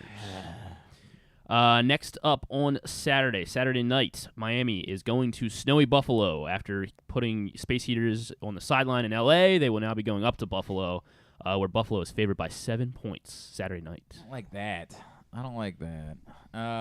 How snowy are we talking about at this point? 15 inches was the last report. Wow. Really? It's the last report I saw. So that becomes... But I'm playing Geno, right, over Tua? Yeah, I mean... Okay. That becomes, like, legitimately if they're really playing... And when is the snow supposed to hit? I'm looking it up right now. Because that matters, too. Like, if the snow's supposed to hit tomorrow night, then they can clear it all off the field by Saturday night. If it's still supposed to be snowing on Saturday night, then it's a completely different story. This is really tricky for me, and almost entirely comes down to the snow situation. Because if they're playing in 15 inches of snow, I don't think they're playing in 15 inches of snow. I think the snow is more tonight and tomorrow. But it looks like it is going to start overnight Friday into Saturday, and I'm not sure when it's supposed to end. Let's see. They get those lake effect things. It will. It looks like it's going to be snowing. Yeah, snow in the evening. And it will diminish into showers overnight. So it will be snowing during the game, and it will be snowing all day. I'm not seeing 15 inches, but there will be snow. Miami. There's just too many goofy things going on there for me to take a team to win by more than a touchdown. Miami. It's where I went as well. I don't like picking against the Bills, but I know Miami has looked just dreadful for 2 weeks now offensively. But if you're going to be playing in snow and bad weather, it means it's a ground game. It's not the forte of what Buffalo does. Miami can run the ball, even though it looks like Wilson is going to be out, which is the guy that I would rather have run the ball in that type of weather. But I'll take the 7 points, and I'll take Miami. Griffin? I'm going to go the opposite way. I think the Bills. It also feels a little pushy, but I think the Bills. So I'm going to contradict what I just said. Yes, you are. Mm-hmm. You are. But I think the Bills are a much better team. I don't know the Dolphins are going to really be. I mean, after what we saw, he's a man Sunday who believes night, in nothing. Is what we're learning. Believes in nothing at all. Well, we took 2 picks for him to go the opposite way. Right. Remember that thing I was saying that I always do? I don't always do. I'm taking the Bills -7 because they're better, and the Dolphins. I don't think they're ready for this snow and the freezing cold. I'm taking them because they're better. Yeah. Dynamite. Carson? I'm not sold on Miami, especially after what we've seen. And I'm looking at this cold weather game, and I give me the Bills. Myself, Carson on the Bills, along with Kyle, and once again Andrew Stetka is with us on the Bills. Everybody else, John, Paul, and you two on the Dolphins. You two is picking the Dolphins? That seems strange. I don't know why we asked for their opinion. It's like when they put that record on our iPhones. We were like, we don't want this. I mean, nobody asked. To Sunday at 1 o'clock on Fox, Dallas Cowboys at the Jacksonville Jaguars. Jaguars are getting 4.5 at home against the Cowboys. Oh, man, that one's interesting, right? Jaguars team that's looked pretty good. Cowboys team that didn't look very good last week. You get 4.5 points at home. Oh, my, I want to bite. I really want to bite here. Maybe I shouldn't because the Cowboys were tested last week, and that probably was enough for them to, like, learn their lesson and be better from it, and... God, I really hate this. Can we not do picks anymore? Can we just call it? I'm okay not winning. Hell, I'll bite. Jaguars. I'm wearing the effing costume. You're wearing the costume. Start doing some air humps. Yeah, right. I'm going to take Dallas. The Jaguars, everybody wants them to be good because they got some young talent. They got rid of the coach that didn't know what he was doing. Pretty good last week. They did, but then you look at the previous 2 weeks, and they were. I don't know if you remember. They beat the Ravens. I'm not sure if you were around for that. I don't think if you remember, but they really weren't that good against the Ravens. More that the Ravens stunk. Okay. I don't really believe in the Jaguars, and now that they're going to face a good team, Dallas kind of thought they were going to throw their helmets on the field last week. I don't think they do it this week, and I'll take Dallas big. I agree with you 100%, Ken. This kind of feels like the Bears-Cowboys game a couple weeks ago. You got a young, exciting quarterback and going against the Cowboys, but I think the Cowboys are just going to show who they are, and they're probably going to score 50 again and win big. And Jags, probably score a lot too, but nowhere near 50. So Cowboys. Yeah, people forget that the Jaguars lost 40-14 to the Lions just 2 weeks ago. Mm-hmm. I'm making a bold prediction. I'm saying 12 targets, 8 receptions for CeeDee Lamb. Doesn't help you in any way. Give me the Cowboys. It helps me in my fantasy playoffs. Okay. That's why we're doing it. All right. We have almost everyone is on the Cowboys. Glenn is on the Jags. So is Paul Valley. Okay, we're jagging off. Yeah, you two Paul are and I like to get together sometimes and jag off. Next game, Detroit Lions at the New York Football Jets. So on CBS, Jets are getting 1 point, a singular point at home for the Jets. I hate this one too. I really hate every pick this week. There's not a pick that I feel good about. Man.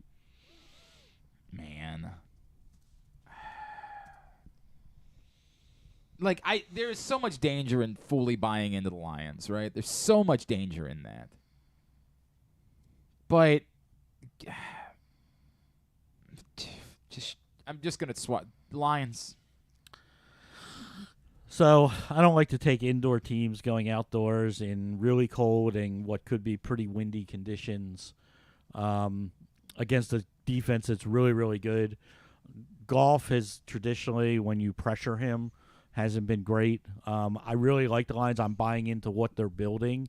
I just like the Jets' defense a lot more with as frigid as it's going to be this weekend in New York. So I'm going to take the Jets.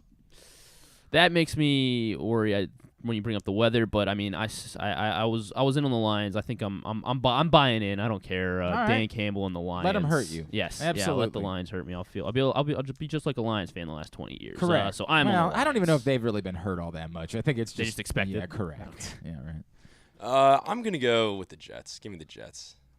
Who else?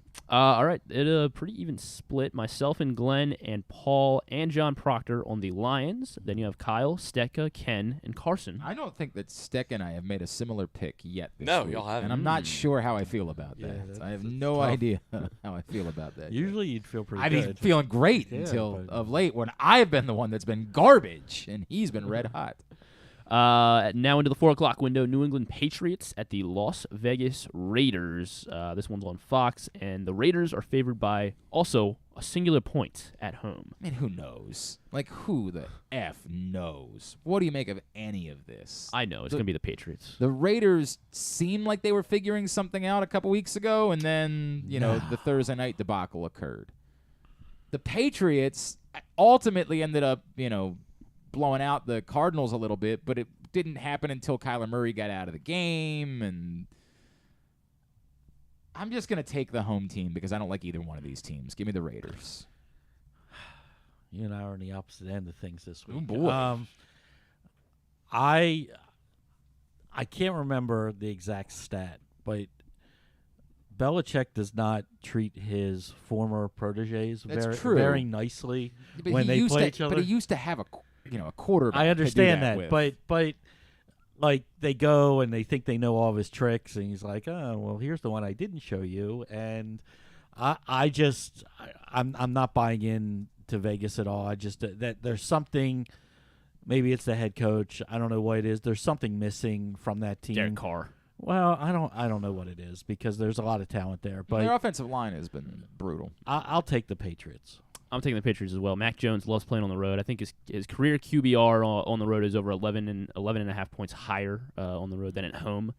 So Patriots, for all the reasons Ken said, and Mac Jones likes the road. So Carson. People point fingers all the coming into this week about the Patriots defense, and people forget that it was against the Cardinals backup and Kyler Murray wasn't in the game. I'm going to take the Raiders at home, and I think that Nate Hobbs gets an interception too. I don't even know who that is, so Mac Jones a wide Mac Jones is receiver. better on the road, Carson. He's a wide One of receiver. the DBs. If you say so. One of the DBs on the Raiders. Glenn, I happen to like him. What is he, a close personal friend of yours? No, he's just one player that I think is a little underrated. Never heard that name in my life. All right, so does this still count as a lone wolf since Carson's technically not part of the picks contest? No, but it's you would not be a lone wolf. Well, No. you and Carson are the only two on the Raiders. All right, so. good. I need to steal a point. Although I've only had lone wolf this year, I'm 0 for 2. So not a good sign for your boy. Good to hear. Good to hear. Everybody else is on the Patriots. Tennessee Titans at the Los Angeles Chargers. Chargers coming off a big Sunday night win. This one's at 4:25 on CBS. The Chargers are 3-point favorites at home. This one's tough, right? The Chargers aren't good at stopping the run. The Titans aren't good at stopping the pass. So what do you do here? 3, you said, is the number? 3.0. I don't believe in either of these teams, but I'll just take the Chargers because they're at home. Yeah, that's where I am as well. I think that you can be more, the Titans just can't stop anybody at all through the air, and you got all your weapons back for the Chargers. They looked really good last week. I'll take the Chargers. I don't like it, but I'll take them. I am taking the Chargers as well. I guess I feel a little bit better about it than you guys. Titans, I don't know, going on the road, whatever. I'm taking the Chargers. Justin Herbert looked really good, and he's got all those receivers back. So, yeah, Chargers. I think after seeing what I saw last week, give me the Chargers. Pretty confident in them. I think they got too many weapons. All right. Clean sweep in this room. Everybody not in this room is on the opposite side. Wait, really? Yes. That's wild. That is a weird bit. That is a really weird bit. Paul, John, Kyle, and Andrew Stecca all on the Titans. Wow. The 4 of us All on the right. Chargers. We're in the midst of picks. If you, by the way, you can take these picks, the FanDuel Sportsbook at Live Casino and Hotel. And do exactly the opposite. And Yes, win money. fade them. You would be smart this season if you were picking against us, because no matter who you chose to fade, you'd be on top for the year. That's the way it would be. FanDuel Sportsbook at Live Casino and Hotel is the best place to watch and bet on every sporting event. And through Sunday, RoboKeeper is still there. You can go to our TikTok page, Glenn Clark Radio, and see Griffin and I's miserable attempts against RoboKeeper yesterday. Because you didn't let me stretch enough. That's probably what it was, Griffin. We went a combined 0 for 8 against RoboKeeper. Apparently, not a lot of success being had against RoboKeeper. We were informed that the leader in the clubhouse had 1 goal. I said, wow. You get 5 shots, and the winner each day, the high water mark each day, wins $5,000 in your FanDuel account. And you automatically get a $25 free bet in the casino, I believe, right? I don't know anything about that, but sure, we'll go with it. When's it there until? We'll go until Sunday, through Sunday in the World Cup final. So make sure you get to the FanDuel Sportsbook at Live Casino and Hotel. You know a soccer player that you think wants to take a shot at? I may know a few. You know 1 or 2? I don't know if there's an age requirement for it. I don't know if that's the case. Know. But you got to try to go upper 90. Like, I realize that you cannot beat RoboKeeper doing anything other than exactly. Yeah, I saw you trying going to the right on the ground. Yeah, went for that. It seemed like a smart play. But yeah, I didn't think you could get that low. RoboKeeper is covering some ground, man. RoboKeeper's all over it. Again, at Glenn Clark Radio on TikTok if you want to see our miserable efforts. Next game, Cincinnati Bengals are going to Tampa Bay to play Tom Brady. This one's at 4:25 on CBS, and the Buccaneers are getting 3.5 points at home against Joe Burrow. This feels reverse locky to me. Like, this feels like everybody on the planet is going to pick the Bengals because they look like rock stars and the Buccaneers look like garbage, and somehow, some way, this ends up being the game where the Buccaneers, like, Tom Brady becomes Tom Brady again. I just can't do it. Bengals. I was there, and I actually text Griffin. I'm going to switch. I'm going to take the hook, and I'm going to take Tampa.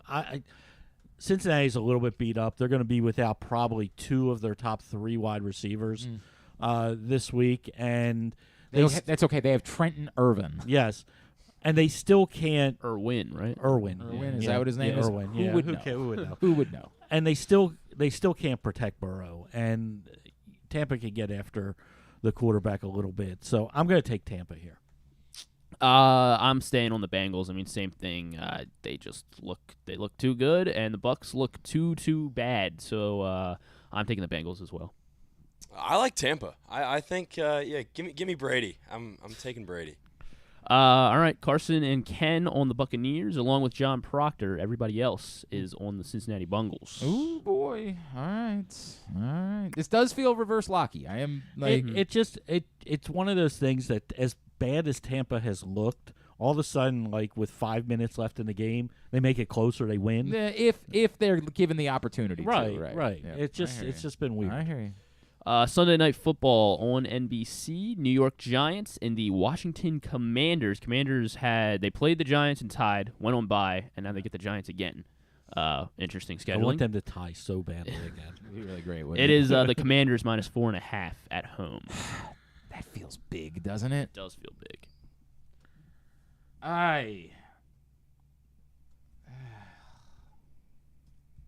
we got to move along.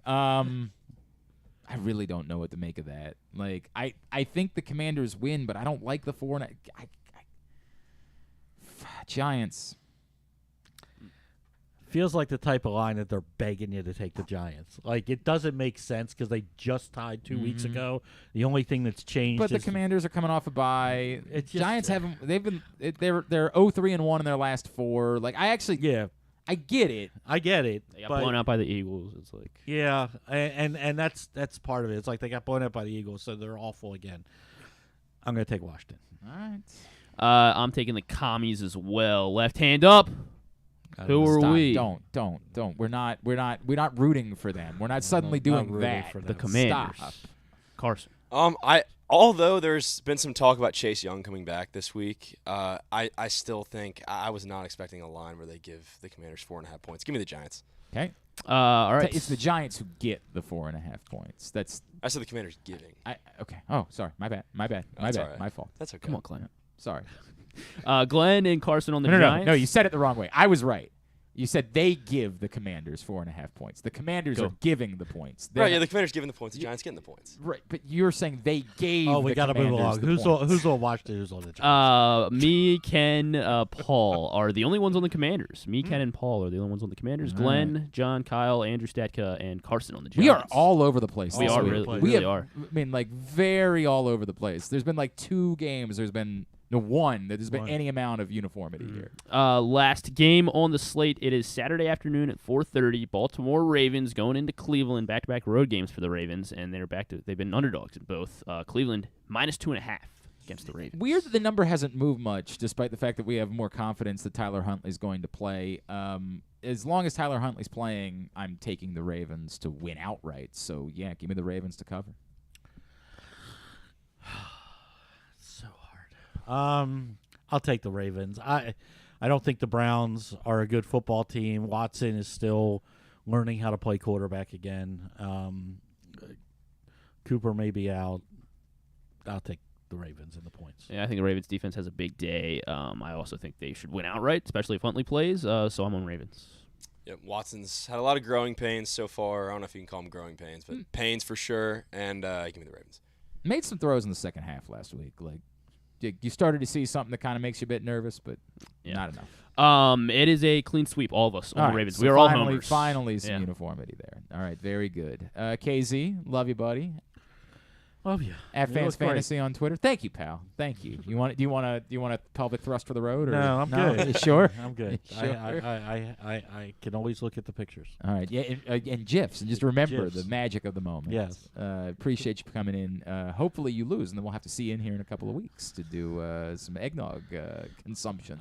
I may come back in a couple of weeks, but hopefully it's not for that. I hope it is. All right, buddy. Appreciate you. That's Ken Zalis. He's with us for picks.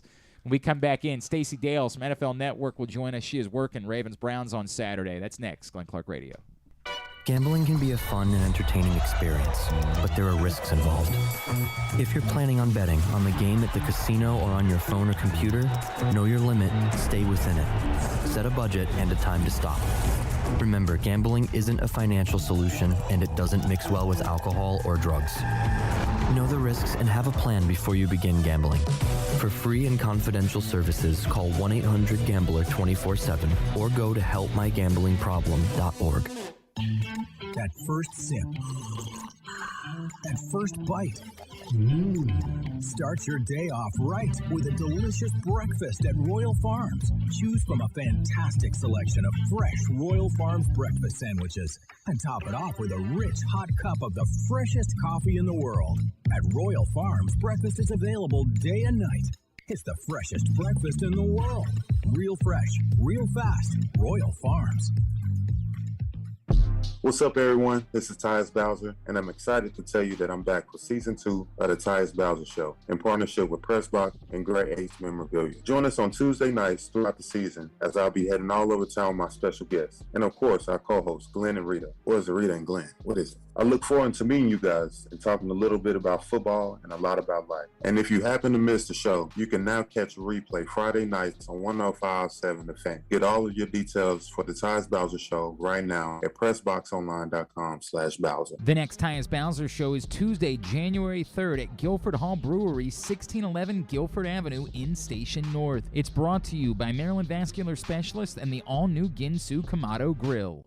Sports betting has come to Maryland, and we're ready to help you win some money. Tune in for Simply the Bets every Tuesday morning at 11:40. FanDuel Sportsbook GM Leon Twyman and VSiN's Aaron Oster join the guys every week to give you all of the info you need and offer you a few winners. And every other Thursday at 11:40, tune in for Weekend at Bookies as Andrew Stecca and Alloy Sports' Brad Kronthal help make you some money for the weekend. So come win some money with us on Simply the Bets every Tuesday and Weekend at Bookies every other Thursday. Brought to you by the FanDuel Sportsbook at Live Casino and Hotel Maryland. Listen at PressBoxOnline.com/radio. Watch at YouTube.com/PressBoxOnline. The weather outside is really unpleasant, so it's time to warm up with some comfort classics this winter at your neighborhood Glory Days Grill. Try the Twisted Ribs and Wings combo. It's 2 full pounds of meat, the mac and cheese bites, Mr. Richards meatloaf, the citrus salmon, the winter spinach salad, and for dessert, here's internet radio personality Griffin Bass to tell you about the bourbon butter cake. Oh my God, it's so good. Pair it with a blood orange bourbon cider or a devil's backbone cranberry smash. Place your order now at glorydaysgrill.com. Glory Days Grill. Great food, good sports.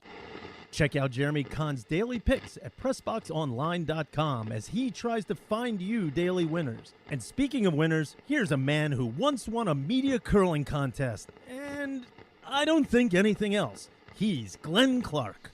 Hey, if you're looking for a simple holiday meal, try Chick-fil-A Catering. From Chick-fil-A nuggets to mac and cheese, enjoy a variety of tray options sized perfectly for your get-together.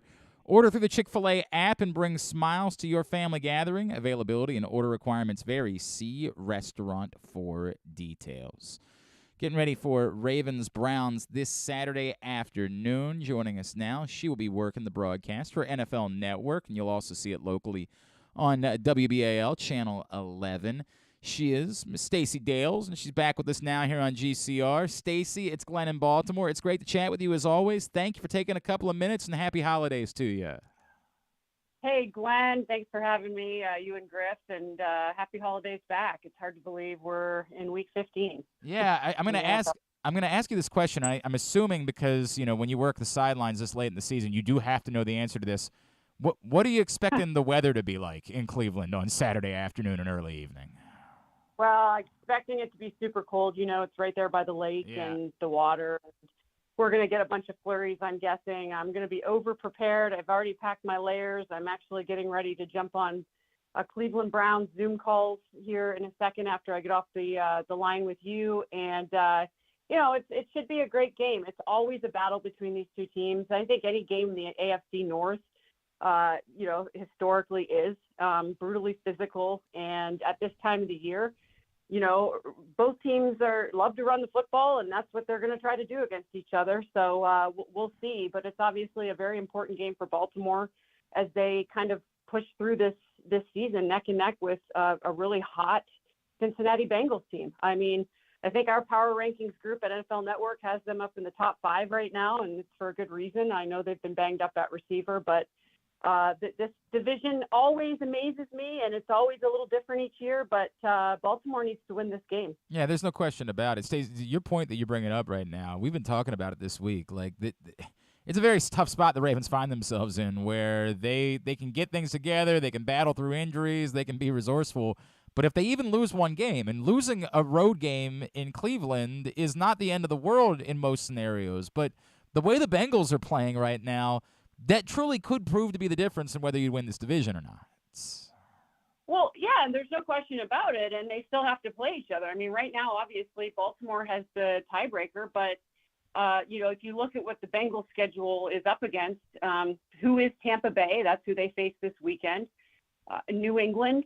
Buffalo's a tough game in Baltimore, so they don't have an easy trip down, to close out this season either. But they have to see each other in the last week of the year, which could be an ultimate determiner of, who gets that, bye in the first round and who has to face somebody in the wild card. So, this is a critical game. I think every game is a critical game for teams vying at the top, and especially in a division like this. But, for Baltimore, this trip to Cleveland, I think their next two games at home are winnable with Atlanta and Pittsburgh, and that last game with the Bengals. So, I think we're going to see Tyler Huntley at quarterback. He seems to be flying through, thankfully, this concussion protocol and was able to be a full participant yesterday, which is really great news because he has experience. And, there's no doubt in my mind, though, having talked to a couple of Browns players yesterday, that, they're preparing Anthony Brown in the emergency he has to go to.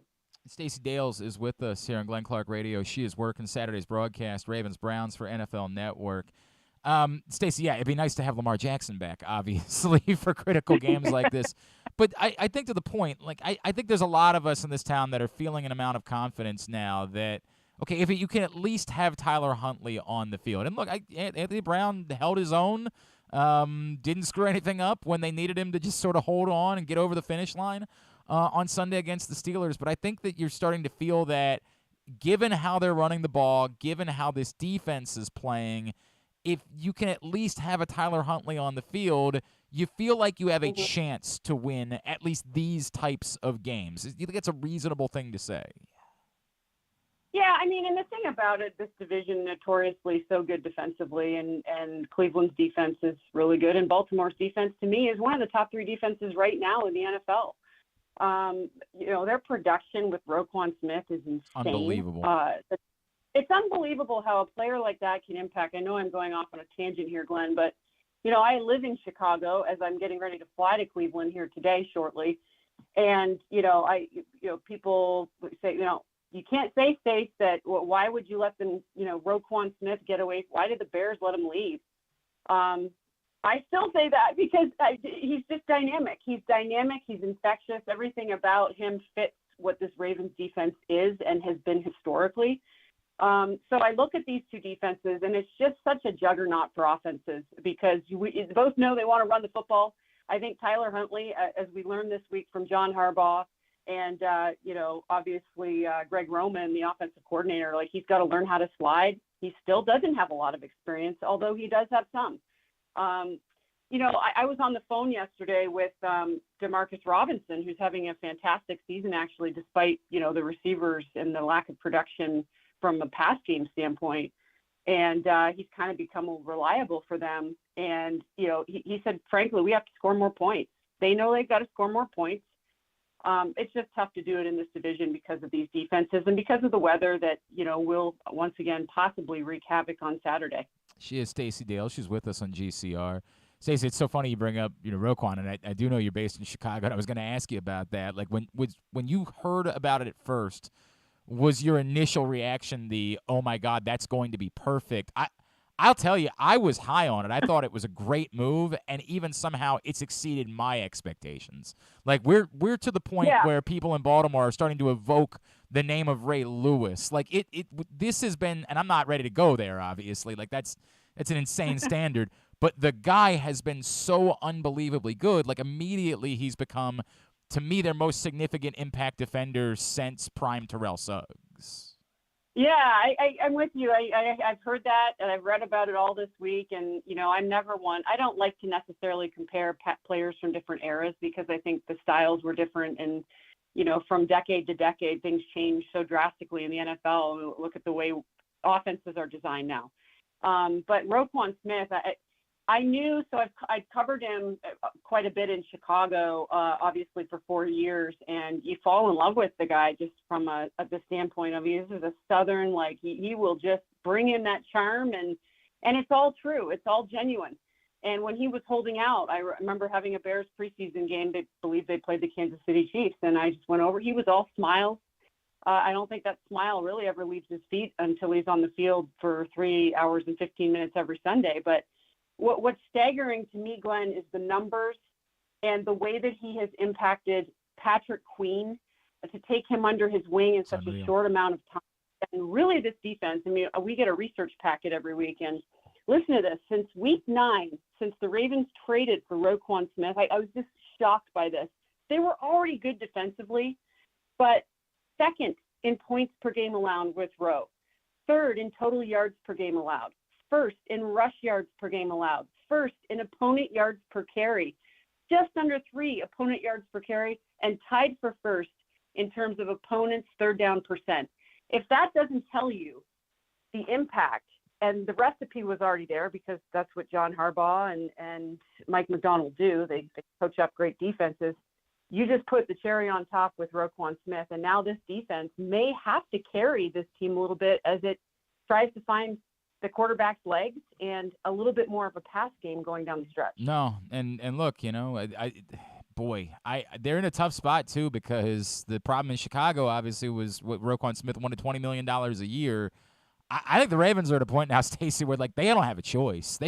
You can't have this prime a player this good in the prime of your career show up in town and not figure out a way to keep him around as a cornerstone of your defense. Particularly, and I know the Bears are very similar, a franchise that has been built off of defensive dominance for years. Like, I truly believe the Ravens have to figure out a way to make this last moving forward and not allow Roquan Smith to slip out from underneath them. Yeah, I agree. And I think Eric DeCostick does a fantastic job. I think they'll figure things out. His production, and he's only 25 years old, so that goes to your point, Glenn. I mean, they'll figure out a way to keep him there, especially with some of the guys that are aging on this defense. I mean, Justin Houston, love him. Calais Campbell, love him. They're not getting any younger, so you need those cornerstone staples that are going to be Ravens for, part of the flock for another, 5, 8, 6, 7, 8 years. Yeah, it does. It seems like you're setting yourself up to have a significant piece moving forward with Roquan Smith. Stacey Dales, just another minute or two with her. She gets ready for Ravens-Browns on Saturday. Stacey, on the other side of things, the Browns obviously are a team that has been competitive. There's this I don't even know how to have the Deshaun Watson conversation, right? Because it's so, kind of gross to talk about, and I can't even imagine for you as a broadcaster how difficult it is. Like, you're trying to focus on football, but, like, is it too small to just focus on football considering what it is that we're dealing with? I don't know what that must be like for you. And, like, you have to deal with the fact that in moments, obviously, this could still be Deshaun Watson, the football player, at some point. Like, there could be a day where he becomes the guy that we saw in Houston that, before everything else, we thought was one of the most dynamic players in the entire league. Yeah, just from a football standpoint, Glenn, I would say, the word that coaches and players use to describe dual threat quarterbacks, and when I talk about dual threat quarterbacks, I mean true dual threat quarterbacks, like your Kyler Murrays, your Lamar Jacksons, your Justin Fields, your even, I would say, Josh Allen's, and yes, your Deshaun Watson's, is a problem. Problem is the word that coaches will, he's a problem. He's a problem, because it's hard to defend it. And I don't think Deshaun is a problem yet on the field because he's so rusty and the timing is obviously not there in the rhythm with his receivers, and there's been some injuries there. But from the other standpoint, I would say this to you. Obviously, I struggled with it as a woman when everything transpired and the duration of time period that, the long-standing period of what we all kind of waited for and witnessed and the lack of apologies. I do believe in life, just from a humanity standpoint, that people can reform, people can change, and people can get second chances. And I am very faithful, and I believe when people serve their time and they do reform, if they are afforded a second chance, perhaps they've earned that second chance, and maybe life is different for them. So I hold a good place in my heart for people in that way. So I try not to sit in the past with things, and that's just who I am as a person. Appreciate that. Despite how painful it was for me as a woman who covers the National Football League to be privy to just some of the obviously heinous things that happened in the past, I think, there was a sentence, if you will, and I think Deshaun Watson was put through that sentence and served some time, and I believe every person deserves a second chance. So my heart is big for people, and then that's kind of how I look at the situation now as I get ready to go cover a great AFC North game, and we'll see how many gun runs he gets and how the Ravens defend those. I hope I wasn't trying to put you on the spot, Stace. It's such an awkward. Oh, not at all. No. Everything about it is so awkward. I think it's a valid, feeling. I think a lot of emotions come from all of us, and I think probably for the broadcast that have done his last 2 games after missing 11, right, have also grappled with that. But I don't know if I put it in the right perspective, but that's kind of how I'm trying to look at it. I really appreciate your explanation. It's very thoughtful, what it is that you said, Stacey. I really appreciate that. Ultimately, clearly, this is going to, sort of be, as we keep talking about, a critical game when this is all said and done. Stacey, do you still feel like the Ravens can find a way into the picture of being a Super Bowl contender, given what they're trying to do versus Patrick Mahomes versus Josh Allen, these top offenses in the league? Do you feel like if they can get Lamar back out on the field and if they can keep running the ball the way that they did a week ago against a good run defense in the Steelers, there is a world in which that and a defense can travel and you could be able to go beat these best teams in the AFC to try to make a run to a Super Bowl? Sure. So right now, I would only say, there's one clear-cut Super Bowl team to me. That's the Eagles, just if I were looking at them and watching them and the totality of what they do. You could argue Patrick Mahomes is a Super Bowl quarterback, and he's always going to find a way to get the Chiefs there. That aside, I think for me, I never say, well, the Ravens are a Super Bowl team, the Bengals are a Super Bowl team, because what happens is whoever gets the hottest and plays the best in December and January and gets into the playoffs, like if the Detroit Lions, Glenn, get into the playoffs, which would be a miracle, but they've won 5 of their last 6 games, and they might be the hottest team in football right now, and their offense has been kind of unstoppable in some respects. I don't want to play them in the playoffs. So it's if the Ravens can get Lamar Jackson healthy, right? He's targeted to come back, I believe, Christmas, right over Christmas. I think it's December 24th. They play Atlanta. He's also getting rest in other ways, right? It's a PCL sprain. That is very healable. I'm not a medical person, so did you ever have one in your playing career? I have had PCL sprains. Okay. I played basketball for years. I had an ACL. I've had an MCL sprain. I've had PCL sprain. The PCL sprain was 2 weeks for me. In a brace for that. So I have every faith he'll be back. Stacey, I don't mean to harbor that, but could you give us any insight on like what it might be like? I think the concern from some people is, could Lamar come back from this, but maybe not fully be Lamar? You know what I mean? Like that there would be a limit that he could play, but maybe couldn't fully be Lamar. Given your experience with the injury and your playing career, what could you tell us about that? Well, it's all about the player. It's all about the mindset. I mean, he's so young and he's so athletic and probably just an incredibly quick healer that I don't have any concern that, unless there's something more that we're not being told. Sure.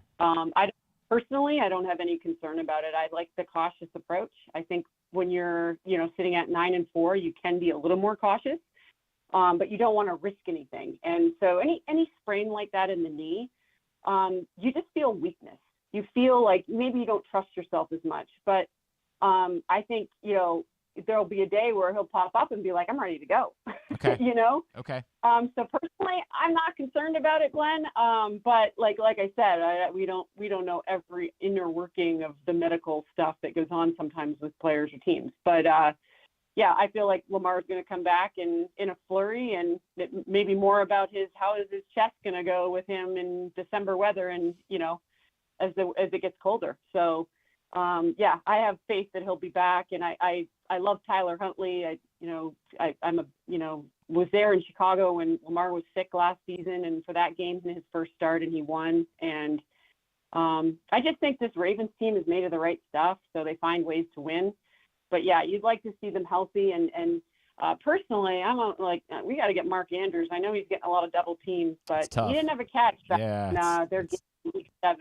And I'd like to see them get him heavily involved on Saturday. That is a conversation, Stacey, about wide receivers that we've had a lot in Baltimore, as you would imagine, this season, and the attention that goes that way.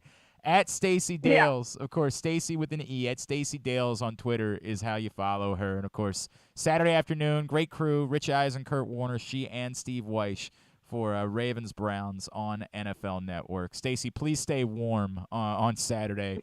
Truly appreciate catching up with you. A very happy holiday to you, your family. Thank you for taking the time for us today. Thanks, Glenn, and thanks, Griff, for everything, setting it up. You guys be well. We'll see you on the weekend. Appreciate you. Stacey Dales with us from NFL Network, of course, was a hell of a basketball player, which is why when she started bringing up the injury thing, I said, oh, that's interesting. I wonder if she had a PCL sprain. She's a damn good player. So it was interesting to get that perspective from her about her own playing career and dealing with an injury like that. Actually played with the Washington Mystics for a few years during her career after being a standout at Oklahoma. Stacey Dales was a hell of a player, man. Like, really, really good basketball player. It's such an awkward spot to be in when you bring up Deshaun Watson in a conversation like that, because like if you just talk about the football side of it, it feels like you're purposefully turning a blind eye to the other side of it, which is so much more significant, right? But you also know that not everybody really is going to have that much interest in talking about the other side. It's a very difficult spot to be in. We'll go out to Cleveland tomorrow. We'll have our regular conversation with Gerard Cherry that we normally do whenever the Ravens play the Browns. And, we'll have to talk to him about it. I just don't – it just feels so gross. It just feels so to talk about Deshaun Watson from a football standpoint when everything about Deshaun Watson playing football simply feels wrong. It just doesn't feel I don't like it even a little bit. Yeah, I'll try to use the same perspective that Stacey has. I appreciate that. She maybe is a little bit more. I've said I do think that most people deserve second chances. I just don't know that your second chance has to be in the National Football League. It's sort of the way that I've said this over and over again when I've talked about I'll never when the Chiefs phenomenon was occurring and it was easy for people to say like, God, they're just so much fun to watch, like. When they got to when they were in the AFC Championship game and the Ravens weren't, they were playing against the Patriots that first time. Mm-hmm. It was easy for people to be around here to be like, well, of course we're rooting for the Chiefs. They're playing against the Patriots. Like, we don't want to see Tom Brady. We don't want to see Bill Belichick get to a Super Bowl again. Obviously, we're rooting for the Chiefs. And that year, I remember saying, like, dude, I can't do it. I'm not telling you I'm rooting for the Patriots, but I'm not rooting for them. The Tyreek Hill thing is gross.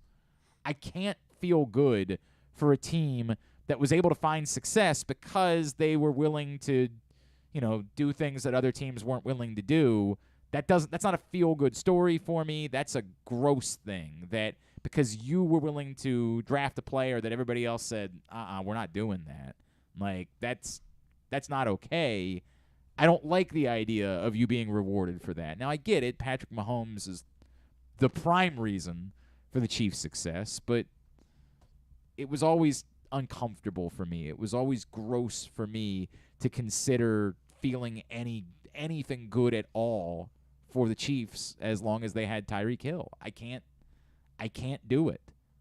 The moment Antonio Brown showed up in Tampa, I was out. I wrote significantly. I don't care how bad the Ravens receiver situation is. When you guys were clamoring for Antonio Brown, I was not. And I don't care about him being a malcontent. I don't care about him being an enigma. It's because I saw that text message where he admitted to sexually assaulting a woman. Never. There's no world in which I'll ever just be able to say, well, that's okay. I can't do it. I'm not capable of it. And if you are, and Stacey Dales clearly is willing to say, people deserve second chances, and, there's an amount of empathy that's being shown there, and I like to think of myself as an empathetic person. But that, to me, will always be the line. This is the system. The system played out in a way that allowed for Deshaun Watson to play football again. I don't like that. I can't change it, and he's going to play football on Saturday. I can't spend this week not talking about Deshaun Watson or pretending like the Browns have a nameless quarterback. Like, I can't do that. But it's going to be gross. Talking about Deshaun Watson in a football standpoint to me is gross. I can't. That's the way that I feel. That's just, and I don't think I'm alone in that. I think there are lots of people that feel the exact same way, and that the Browns will not be. For a little while, the Browns were kind of the America's team, right? It's sort of like what we're dealing with the Lions right now. When a franchise is so downtrodden, when it's been so beat down for so long, and a fan base, the country is want to jump on board. The moment you show a sign, we want to be on board with you. We want to see a feel-good story. And the Browns, for the last few years, had the opportunity to kind of be America's team a little bit. Like, God, this miserable, woebegone franchise. These fans that have been through hell and have to live in Cleveland on top of it. Their lakes catch on fire in the middle of nowhere. This is an easy team to embrace, right up until they were the team that decided to go all in on Deshaun Watson. And that ruined the America's team thing. Like, it made it so that the average person said, yeah, I'm out. Like, you know, I can't root for you. I can't feel good for you. You're not a feel-good story any longer. Of course, we were never going to feel that way in Baltimore because that wasn't going to be the case. But in the rest of the country, that was going to be the case. But what you're feeling, what people in Baltimore might feel a little bit towards the Lions, the rest of the country felt a little bit towards the Browns. All right. Sorry. It's awkward. It's so awkward. I don't like talking about it. I don't like it at all. Today's show. Or how about I just remind you that we are going to do one more Tyus Bowser Show. You're going to be hearing segment number 2 of the Tyus Bowser Show with Devin Duvernay coming up a little bit later on. And we're going to have one more Tyus Bowser Show for you before the season is over. January 3rd, Tuesday, January 3rd, we will be back at Guilford Hall Brewery, 1611 Guilford Avenue in Station North. GuilfordHall.com is the website to find out more. But that's where we're going to be on Tuesday, January 3rd for the last Tyus Bowser Show. Gearing up for what we hope will be a deep playoff run for the Baltimore Ravens. You don't have to do anything. You just got to show up. Shows at 7. As always, get there early. Last time we did a show at Guilford Hall, had a big crowd out for it. GuilfordHall.com, again, is the website. But to find out more about the Tyus Bowser Show, go to PressBoxOnline.com/Bowser. It's a partnership of PressBox and Grade 8's Memorabilia. It's brought to you by Maryland Vascular Specialists, the all-new Ginsu Kamado Grill. Come back in, Tidbit, Tubular, and the aforementioned Tyus Bowser Show. That's next, Glenn Clark Radio. Looking for a simple holiday meal? Try Chick-fil-A Catering. From Chick-fil-A nuggets to mac and cheese, enjoy a variety of tray options sized perfectly for your get-together. Order through the Chick-fil-A app and bring smiles to your family gathering. Availability and order requirements vary. See restaurant for details. Come experience Maryland's #1 sportsbook this NFL season at the FanDuel Sportsbook at Live Casino and Hotel, the ultimate place for any sports enthusiast. Take advantage of our 24/7 kiosks, massive video screens, and watch all the action from the best seat in the house. With more money paid out than anyone around, make every moment more at the new FanDuel Sportsbook at Live Casino and Hotel in Hanover, Maryland. Please play responsibly. Gambling problem? Please call 1-800-GAMBLER or visit mdgamblinghelp.org. The Baltimore County Police Department is hiring. Entry-level officers start at close to $59,000 a year with a $10,000 bonus. Some restrictions apply. Plus a great retirement plan, medical, dental, and vision insurance, advancement to specialized units, tuition reimbursement, 15 sick days earned per calendar year, and even further incentives for military members and veterans. If you have a passion for service and want a career for life, visit joinbaltimorecountypd.com or call 410-887-5542. You must be United States citizen, possess a valid driver's license, and have a high school diploma or GED equivalent. The Baltimore County Police Department is an equal opportunity employer. Make the most out of every day in your Toyota RAV4. Available in hybrid or gas-only models. A RAV4 can get you where you want to go in style. Check out buyatoyota.com for deals on new RAV4s from your local Toyota dealer today. Need a last-minute gift for a kid in your life? How about a membership to the Retriever Kids Club? It includes free youth admission to all regular season UMBC home games, plus a t-shirt and a drawstring backpack. Membership is only $35. It's a great deal, makes a tremendous holiday gift. Visit umbcretrievers.com/kids club for more info. Membership is for kids 12 and under. The Retriever Kids Club. Find out more, umbcretrievers.com/kids club. The latest edition of Press Box is available now. On the cover, New Maryland basketball coach Kevin Willard sits down with Stan Charles and Glenn Clark to discuss the situation he inherited in College Park and how he plans to get the program turned around. Also, inside, we introduce you to men's and women's college basketball players from all of the teams in the area. And Bo Smoka profiles Ravens receiver Devin Duvernay. Press Box is available for free at over 500 area locations, including 60 Royal Farm stores, and you can always find the entire edition as well as the best daily coverage of the Orioles, Ravens, and Terps at PressBoxOnline.com. Experience the best in Kamado Grilling, a complete outdoor cooking appliance. The Ginsu Kamado Grill allows anyone to sear, grill, bake, and smoke all types of food. Designed for efficiency and function, the Ginsu Kamado Grill upholds the enduring legacy of the iconic Ginsu brand. The Ginsu Kamado Grill is perfect to cook all year round, is great for parties, and ideal for tailgating with your friends. Reserve your Ginsu Kamado Grill today at ginsugrills.com and get $100 off on your pre-order when you use the promo code TAILGATE. That's ginsugrills.com. Reserve yours today. Join Glenn at halftime of every Ravens game for the Project Game Day halftime show at facebook.com/PressBoxSports. We apologize in advance. There's not much we can do about his face. All right, back in here as we continue along on a Thursday edition of GCR. Of course, PressBoxOnline.com/offers is the place to find all of the best incentives and sign-up offers and bonuses as you dip your toes into sports betting here in the state of Maryland. Some of the offers you can find: $100 in free bets from Barstool after you place your first $10 bet, or $1,500 in risk-free bets from Caesars. Again, go to PressBoxOnline.com/offers right now in order to find out more about all of it. Tidbit of the day, brought to you today by the print issue of PressBox. Final days for you to pick up this print issue of PressBox. I believe, like today, we're sending off the new edition to the printer. So this is it. Less than a week for you to get this print issue of PressBox with Kevin Willard on the cover. Maybe we timed this out perfectly. Maybe this timed out perfectly for when this one is going away. But go get that right now at your neighborhood Royal Farms and the hundreds of locations around town. Find it. You can read it all at PressBoxOnline.com. And keep in mind that our new print issue of PressBox will be our annual Best of issue, featuring on the cover our Mo Gabba Sports Person of the Year. I'm not going to tell you who it is yet. Man. Not going to do that. I believe Sanzi will do that for us. She'll probably join us next week and help us announce who our Sports Person of the Year is. So we will look forward to that. All right. So what we got for tidbits? This is a tweet from Matt Kremenitzer yesterday. Great tweet. It's been 1,729 days, 1729, that many days, since the Orioles last signed a free agent to a multi-year contract. Who was it?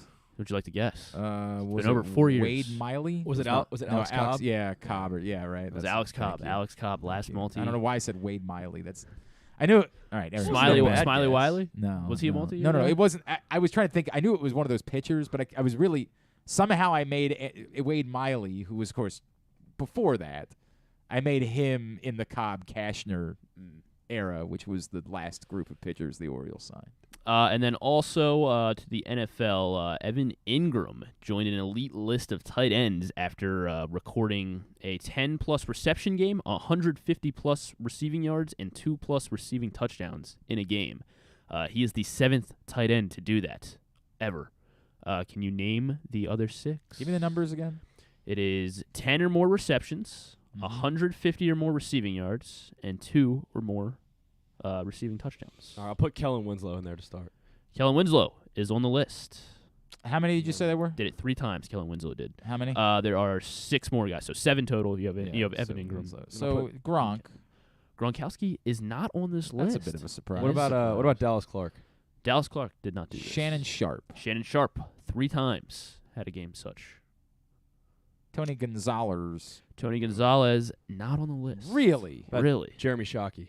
Not Jeremy Shockey. Kelsey, I guess. Yes, Kelsey he's done it 4. He's had 4 games like this. How about Antonio Gates? No, not Antonio Gates. These are surprising results. Hard hitting Jason Witten. Not Jason Witten. What the hell is going on with this list? How about Jimmy Graham? Not Jimmy Graham. Greg Olson. Not Greg Olson.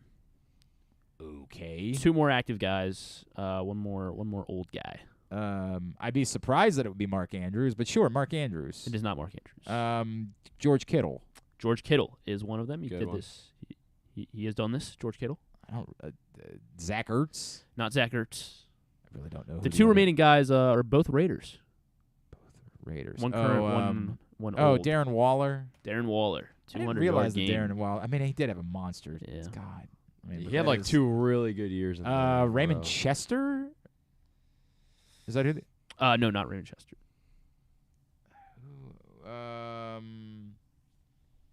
In the 80s with the Los Angeles Raiders? Yeah, the Los Angeles Raiders. Oh, Lord.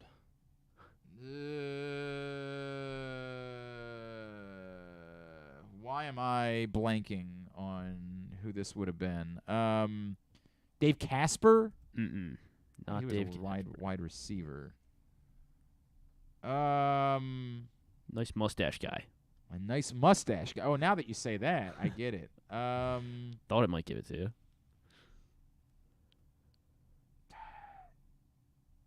Another Raiders tight end from the 80s, you said? Yes, from the 80s, I say. How about Glenn, you might Todd Christensen. That is the one. Oh, yeah. Todd Christensen I was has gonna say, done Glenn, this. you're probably alone on that one. And then the last one we said was Evan Ingram. Oh, okay. Yes, so Evan we Ingram didn't have was to the get 2. that one. Yes. He had a Yes. monster All right, game. All right. Yes, he did. Big game Yes, for he Evan did. Ingram. Probably Yeah. won't have another one. That's just the most nature likely of the tight he end won't. position. Yeah, he seems like the biggest outlier. Well, I guess Todd Christensen's also pretty big outlet. There's that smoke smell again.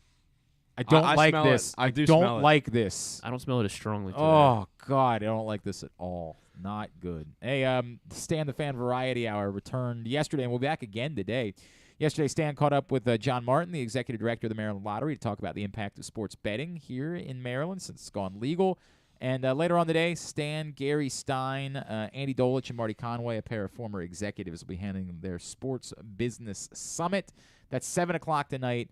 Facebook.com/PressBoxSports. If you miss it live, you can check it out. PressBoxOnline.com/video or YouTube.com/PressBoxOnline. Tubular, brought to you by the all-new Ginsu Kamado Grill. You all right over there? Yeah, John in Little Rock checked in, and he says that he loves Panettone. Okay. Somebody else. Panettone is all right. I got it from John. Panettone is delicious. We have one every Christmas, an Italian tradition. We only buy the imported from Italy kind, though. I could crush one. What makes it different? The thing that I see when I look at that box just looks like bread. It just looks like a bread cake. It looks awful. And I'm Italian, and it looks awful. I don't drink coffee, so I have no interest in like a coffee. Coffee cake was always just kind of okay to me. Like I like moisture in my. If I'm going to enjoy a dessert, there needs to be a lot more moisture going on in some capacity than it looks like bread. It just looks like bread to me. Giant brick of bread is what a panettone appears to be. So I admittedly, again, I've never consumed one. I've never opened a box. I could be talking out of my ass. It's just that the picture on the outside of the box looks like the most unappealing thing I've ever heard of in my entire life. All the Italian like desserts I think are very dry typically. Like biscotti. I mean, biscotti is, but like tiramisu. Oh, that's lovely. Well, like I guess That's like lovely. the cookie cake cut that in that realm. Glenn, you might know why what they these like are called. dry. I know you don't like cookies, Glenn, but you ever had the Italian cookies that are like half of it's dipped in chocolate? Yes, of course I have. Those are lovely. They're fine. They're fine. I thought you didn't like cookies, though. I don't like. I mean, I don't eat cookies. I used to trust me. I used to house cookies. There's a reason why I'm still dealing with this. When I put on this bodysuit, it looks like I got a bit of a thing going on there. Look at that. That looks so unappealing. Yeah, I mean, there's nothing about that looks like something that I would want to especially consume. because I know it's dry. If it if it was like softer, I think it. It looks like if you just it's really a hardened crust. It looks like if you just really overcooked a pound cake. That's kind of it does kind of look like that. I'm out on panettone. I'm out on it. I don't know, man. If you're into panettone, good for you. But we're not doing that. I couldn't. There would be no way for me to consume that product. It couldn't happen. Although when I get drunk with Jeremy next Thursday, if somebody brought in a panettone, everything gets thrown out the window. Everything gets thrown out the window the moment that more alcohol consumption gets put into the mix. Speaking of which, we still need somebody who wants to get in. I'm starting to finalize some other ideas for what we're going to do during the drinking show next Thursday. If you are someone who wants to come in and hang out with us, it's $200 to donate to the Helping Up mission, and you can come in, sit in on the show next Thursday, get drunk with Jeremy and I. We're going to start probably a little bit after 10 because Jeremy does the show till 10, so we'll probably start the show a little bit late on Thursday. David DuBois of Crabs for Christmas fame is going to be joining us in studio. We will definitely sing along to Crabs for Christmas at some point during the course of the program. We got a lot we're going to be doing on Thursday, but you want to be a part of it.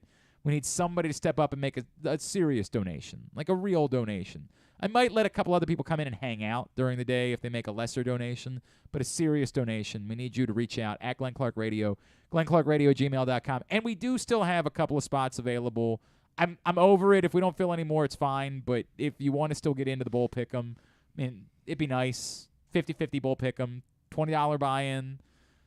$10 of which will be put towards the winner, $10 of which will be put towards Helping Up mission. So right now it's a $200 prize. It's $200 to Helping Up mission. We will take that.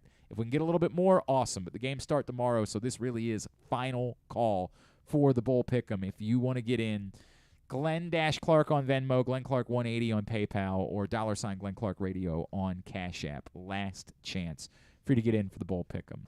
Tubular is brought to you by the all-new Ginsu Kamado Grill. Go to ginsugrills.com. Use the code TAILGATE. Save $100 when you order your Ginsu Kamado Grill.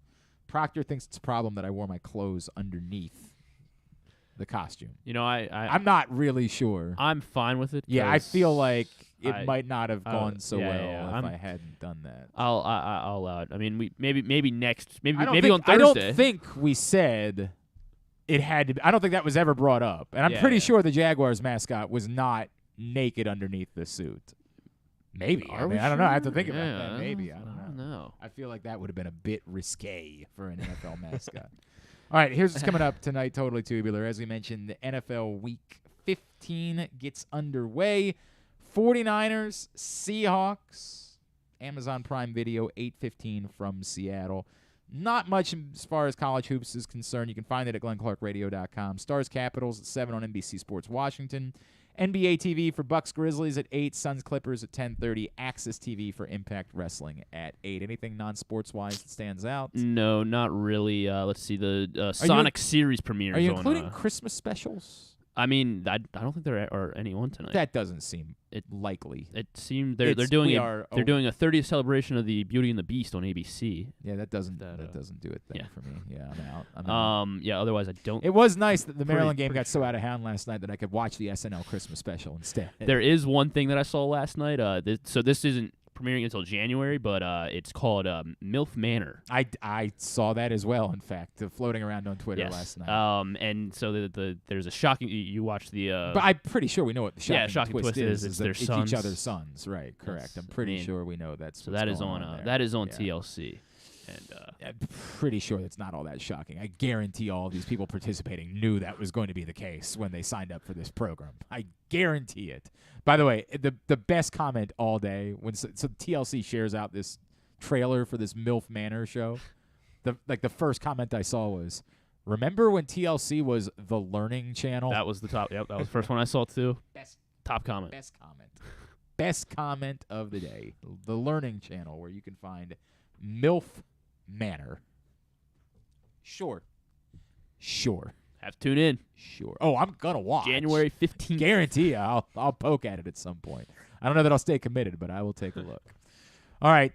Today's show is also, Tubular was also brought to you by Glory Days Grill. Of course, the winter seasonal menu is the Comfort Classics menu, featuring the Twisted Ribs and Wings combo, the winter spinach salad, the citrus salmon, the mac and cheese bites, the bourbon butter cake. Oh, my God. It's so good. Pair them with a blood orange bourbon cider, devil's backbone cranberry smash, and come enjoy them Monday night. Drew Forrest and I will be hanging out with you at Glory Days Grill in Towson. And if you can bring out some toiletries, some, underwear, new packs of underwear, we would appreciate it to help the folks at Helping Up Mission. We'll be there from 6 to 8. All right, very good. Thanks today to Stacey Dales. Thanks to Ken Zalis. Thanks to Tyrod Taylor. We'll get all of it up in the greatest hits section of the archives. Tab at GlennClarkRadio.com. Tomorrow, Stan the Fan will be in studio. Stan will be here. Bo Smolka. Gerard Cherry. And new head coach of the Towson football team, Coach Pete Shinnick. Okay. Yeah. We'll all join us on the program tomorrow. All right, very good. And Stuff and Things, I think, as well. Mm-hmm. All right, excellent. Thanks to everybody at PressBox, all of our great sponsors and partners, the Baltimore County Police Department, Problem Gambling, Glory Days Grill, Royal Farms, the Costas Inn, Maryland Jockey Club, Baltimore area Chick-fil-A restaurants, Grade 8's memorabilia, the FanDuel Sportsbook at Live Casino and Hotel Maryland, Maryland Vascular Specialist, the all-new Ginsu Kamado Grill, UMBC Athletics, your local Toyota dealer, buyatoyota.com. Carson, you are on Twitter at Carson Ware? At Carson Ware. That's easy, with an I. That's right. Griffin at Griffin_Bass. Follow us, Twitter, Instagram, and TikTok at Glenn Clark Radio. Have a great Thursday evening. Go nobody in particular. Duke sucks. Ohio State sucks, too. We wrap up today's show with segment number 2 of the Tyus Bowser Show with special guest Devin Duvernay. Welcome back into the Tyus Bowser Show. Pressbox 105.7 The Fan. We are live at the Hamilton Sports Bar and Grill on Hartford Road. Rita and Glenn, Tyus and Devin Duvernay. Tyus, I have a totally random question for you. What's the most bizarre request you've ever gotten from a fan? It's fine. We don't have to. We can leave that. I'm going to save that one for another time. Just plead the fifth on that one and move along. I'm going to plead the fifth. Hey, today's show is brought to you by the all-new Ginsu Kamado Grill. Reserve your Ginsu Kamado Grill, the perfect ceramic tailgate or home grill for searing, grilling, baking, and smoking all kinds of food. Get $100 off your pre-order by using the promo code TAILGATE. So we know that you've been going to a lot of Wizards games, right? We've seen you just last night. You were at the Wizards game. I was. There was another game that you went to a couple Fridays ago. You went down to check out some college hoops. I did. You checked out Maryland and Illinois. I did. Pretty good game. Very good game. Pretty good atmosphere. Great atmosphere. Pretty big win. Very big win. Look, I know we're never going to get you to trade in. I understand that Never. you will forever be a Houston guy. Mm-hmm. But you're kind of entrenched here now. You've been around for a long time. You signed a deal. You're gonna. Any chance we could get like a mistress type of situation here? Like you can be married to Houston, but also be like you can have a thing with Maryland as well moving forward. Is there any chance we can make that happen? I mean, if they had some gear, I would wear it. I mean, I have like a few other colleges. Like I have Towson, I have Morgan State. I have different types of stuff to where, I support the community, the city, to where I wear their stuff. That's so cool, if man. they have some nice stuff, I'll wear it. Right, we got to get this man some Maryland gear. We got to work on that. He's gonna be going. It can't be no Under Armour logo or nothing like that on that. All right. Yeah, if it's something like more traditional, more, just What something about just simple. we're obsessed with the flag around here. Like I don't need no hoodie that has a whole flag. It'd be like the letter.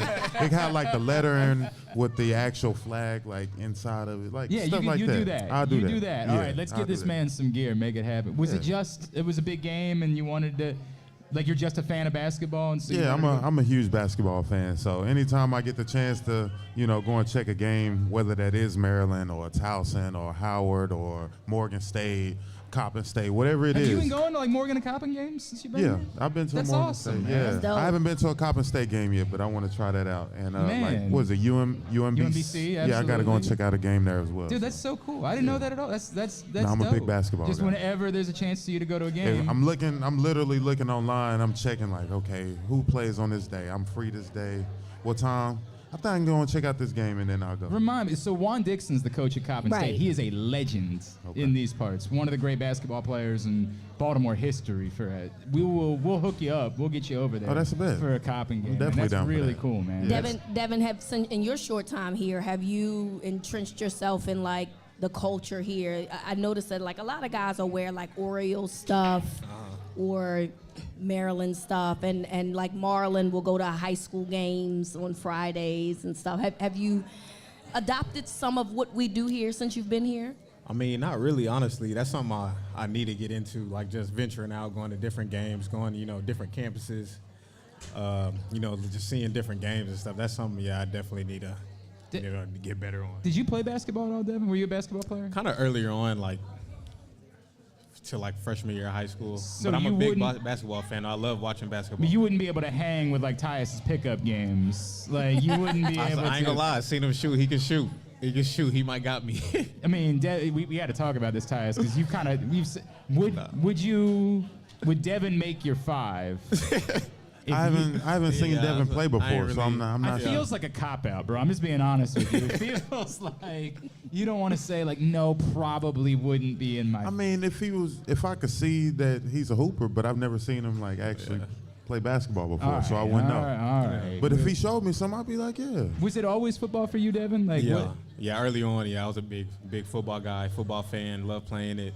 My favorite sport since. Did you ever play anything else at all? Yeah, I played like baseball, ran track, and then played basketball earlier on. But yeah, football was my main one since I was. Is it to the point where like if somebody told you, dude, you could be like a major league pitcher, you would have said, yeah, no offense, I got some other plans. That's what I'm gonna be doing. Yeah, I would have wanted to say. I would have said I want to play football. Do you remember like what age you knew? Man, like 5, 6. Wow. Okay, well then who was clearly somebody you liked growing up watching play? Who was that? No, my family were big sports people. Yeah. I just like playing. It was just the most fun to me. I loved playing it. And I just knew at an early age I wanted to, play football when I got older. Wanted to be in the NFL. It wasn't anyone growing up that you was like, I like his game.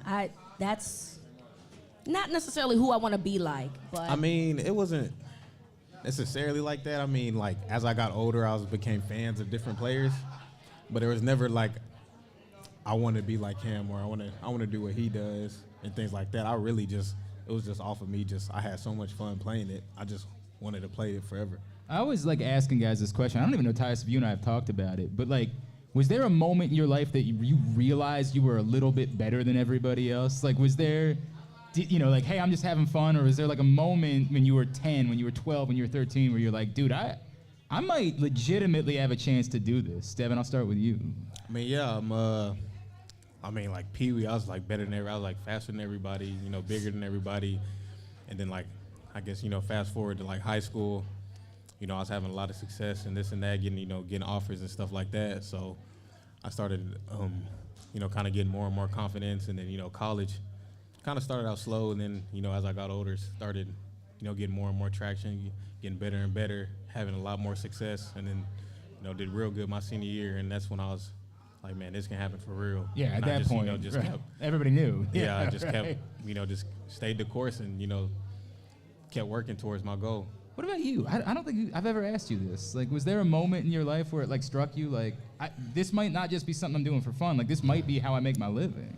Honestly, I think mine kind of clicked my sophomore year of high school, where, that was my first year on varsity, and I was playing defensive end. I was like backup in other different positions, but predominantly just playing, that defensive end position. I started, like you said, seeing success. You started seeing yourself making plays, and then you get in these big time games and you making those plays to help your team win. And then I was like, man, like I'm actually really good at this game, because I was always a basketball guy. So, I was always honed in to, working on my craft in basketball. And you can ask anybody back home, like I was always in the gym, like you're I'll kind be of there the all opposite night. of Devin. Like Devin would have, if he would have been great at basketball, he'd been like, no, I know what I'm doing. You like, it was almost like an inconvenience, like you being a good. Almost, but like just being around like a great group of family and friends to where,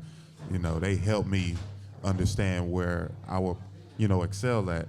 that's what kind of held me moving on to that sophomore year to be able to, be great at football and continue to get better and really show, my talents. And then that's when I started getting scouts coming in to see me play. And then I'm out here really balling. I'm actually, playing in front of seniors and other guys. And I'm like, dang, like, I think this might work out. It's the thing. So it was definitely my sophomore year of high school to where I was like, I can actually go somewhere with this. Tyus Bowser Show with Devin Duvernay, Press Box 105.7 The Fan. So I want you guys to tell me about Tyler, and I want you to tell me about Anthony Brown, because I can't even imagine. Like, you've never played an NFL game before. You're in a one-score game on the road in Pittsburgh on the 1-yard line. Yeah. Go get him. Yeah. Good luck. Devin, I'll start with you, obviously, because you're on that side of the ball. Can you take me through, like, what you knew about Anthony Brown, like how he handled that moment, and what it told you about him, that a dude that, again, had never dressed for an NFL game before was put in that spot? Yeah, nah, man. He stayed calm. He was confident. And, man, he just kept great poise and just, whatever the coach called, he executed it. Whether he had to pass it, his timing was right. I mean, you can beat a lot of things with just timing. It's, don't make the game bigger than itself. I mean, it's, for him, I feel like, it's a kid's game. He's been playing his whole life probably. So, like, don't make it bigger than that, man, and just go out there and, play the game you playing. And I think he just did a great job of that. He didn't let the moment become too big for him. And, he made the plays when he needed to, handed it off when he needed to, and, let the team help him and not try to, be Superman and put it on his back, because it's a team game. If you had it's very possible that he plays Saturday, right? Because of the situation with Tyler Huntley and the concussion protocol. If there was some type of advice that you can give him if he does start on Saturday, what would it be to help him just navigate through his first NFL start? I mean, yeah, just rely on the guys around you. Just trust what the defense gives you. Trust what you see, and let the rest fall into place. I mean, because I feel like, me personally, those are things, any person at any level, any age, can rely on. Just rely on your teammates, and just trust your training, man. Just trust what you've been doing in practice. Trust the timing of the routes. Trust the, the speed of the game, and just don't make it bigger than it is. Tyus, did you have a moment while that was going on Sunday where you're like, dude, this guy's never played before? Like, did it strike you what was happening and the significance of it? Honestly, I didn't know when Snoop left out the game. So when I seen him out there, I was like, oh, we got a whole new quarterback out there. And I'm like, wow, we on the 1-yard line. And it was surprising because you add on all that whole situation there, and the first play was a pass play. Right. And there's a lot that can go wrong. It's a lot that can go wrong, especially in that situation after a Renegade song. But like you said, it was poised, and you could see after that play action through the ball, you see how clean it was. It was on the spot, and we was able to, get a few yards outside of the end zone. So, I mean, just like you said, man, he just had the poise. He had the confidence out there. He knew what he was doing out there. He was prepared, and even like talking to him before the game, me, Calais, and him, we was all sitting down eating our pregame meal, and Calais was asking him, like, hey, you ready, big dog? Like, you ready for the moment? This is your time, dog. He was like, bro, I'm good. Like, I'm good. And you could tell, like, he was just relaxed. Like, he wasn't worried about anything. Like, he knew when that time came, if it came, that he'll be prepared to go out there. There would be brown in my underpants if I was in that situation. Okay. All right. I mean, I think that was the appropriate way of saying it for the record. And this is why you're up here and not out there. There's a lot of reasons. Hey, online sports betting is live. Get $200 in free bets when you make your first $5 bet with DraftKings. Go to PressBoxOnline.com/offers to see more about DraftKings and other sports betting promos and offers. So I wanted to wrap this segment talking about that. You get a tap on the shoulder tomorrow, Tyus, and they're like, yeah, you're the emergency quarterback now. Shit, let's get it. Let's get it. What can you do? Tell me legitimately, what could you do? I can't tell that, because if the situation happens and then coach is like, hey, man, I need you to come out here and play quarterback, and I tell you the stuff that I'm comfortable with. And we're giving it away. We're giving it away. So there's at least a chance that you're somewhere on. Is there an actual list that exists of like who would be the emergency quarterback? I was wondering if it was Duvernay. Nah, it's not me. It's not you? Nah, it's not me. Really?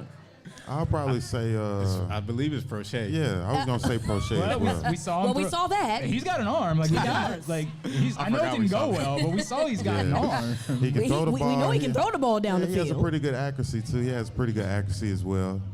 But I feel like I'll be QB5. You're QB5. Yeah, I'm definitely QB5.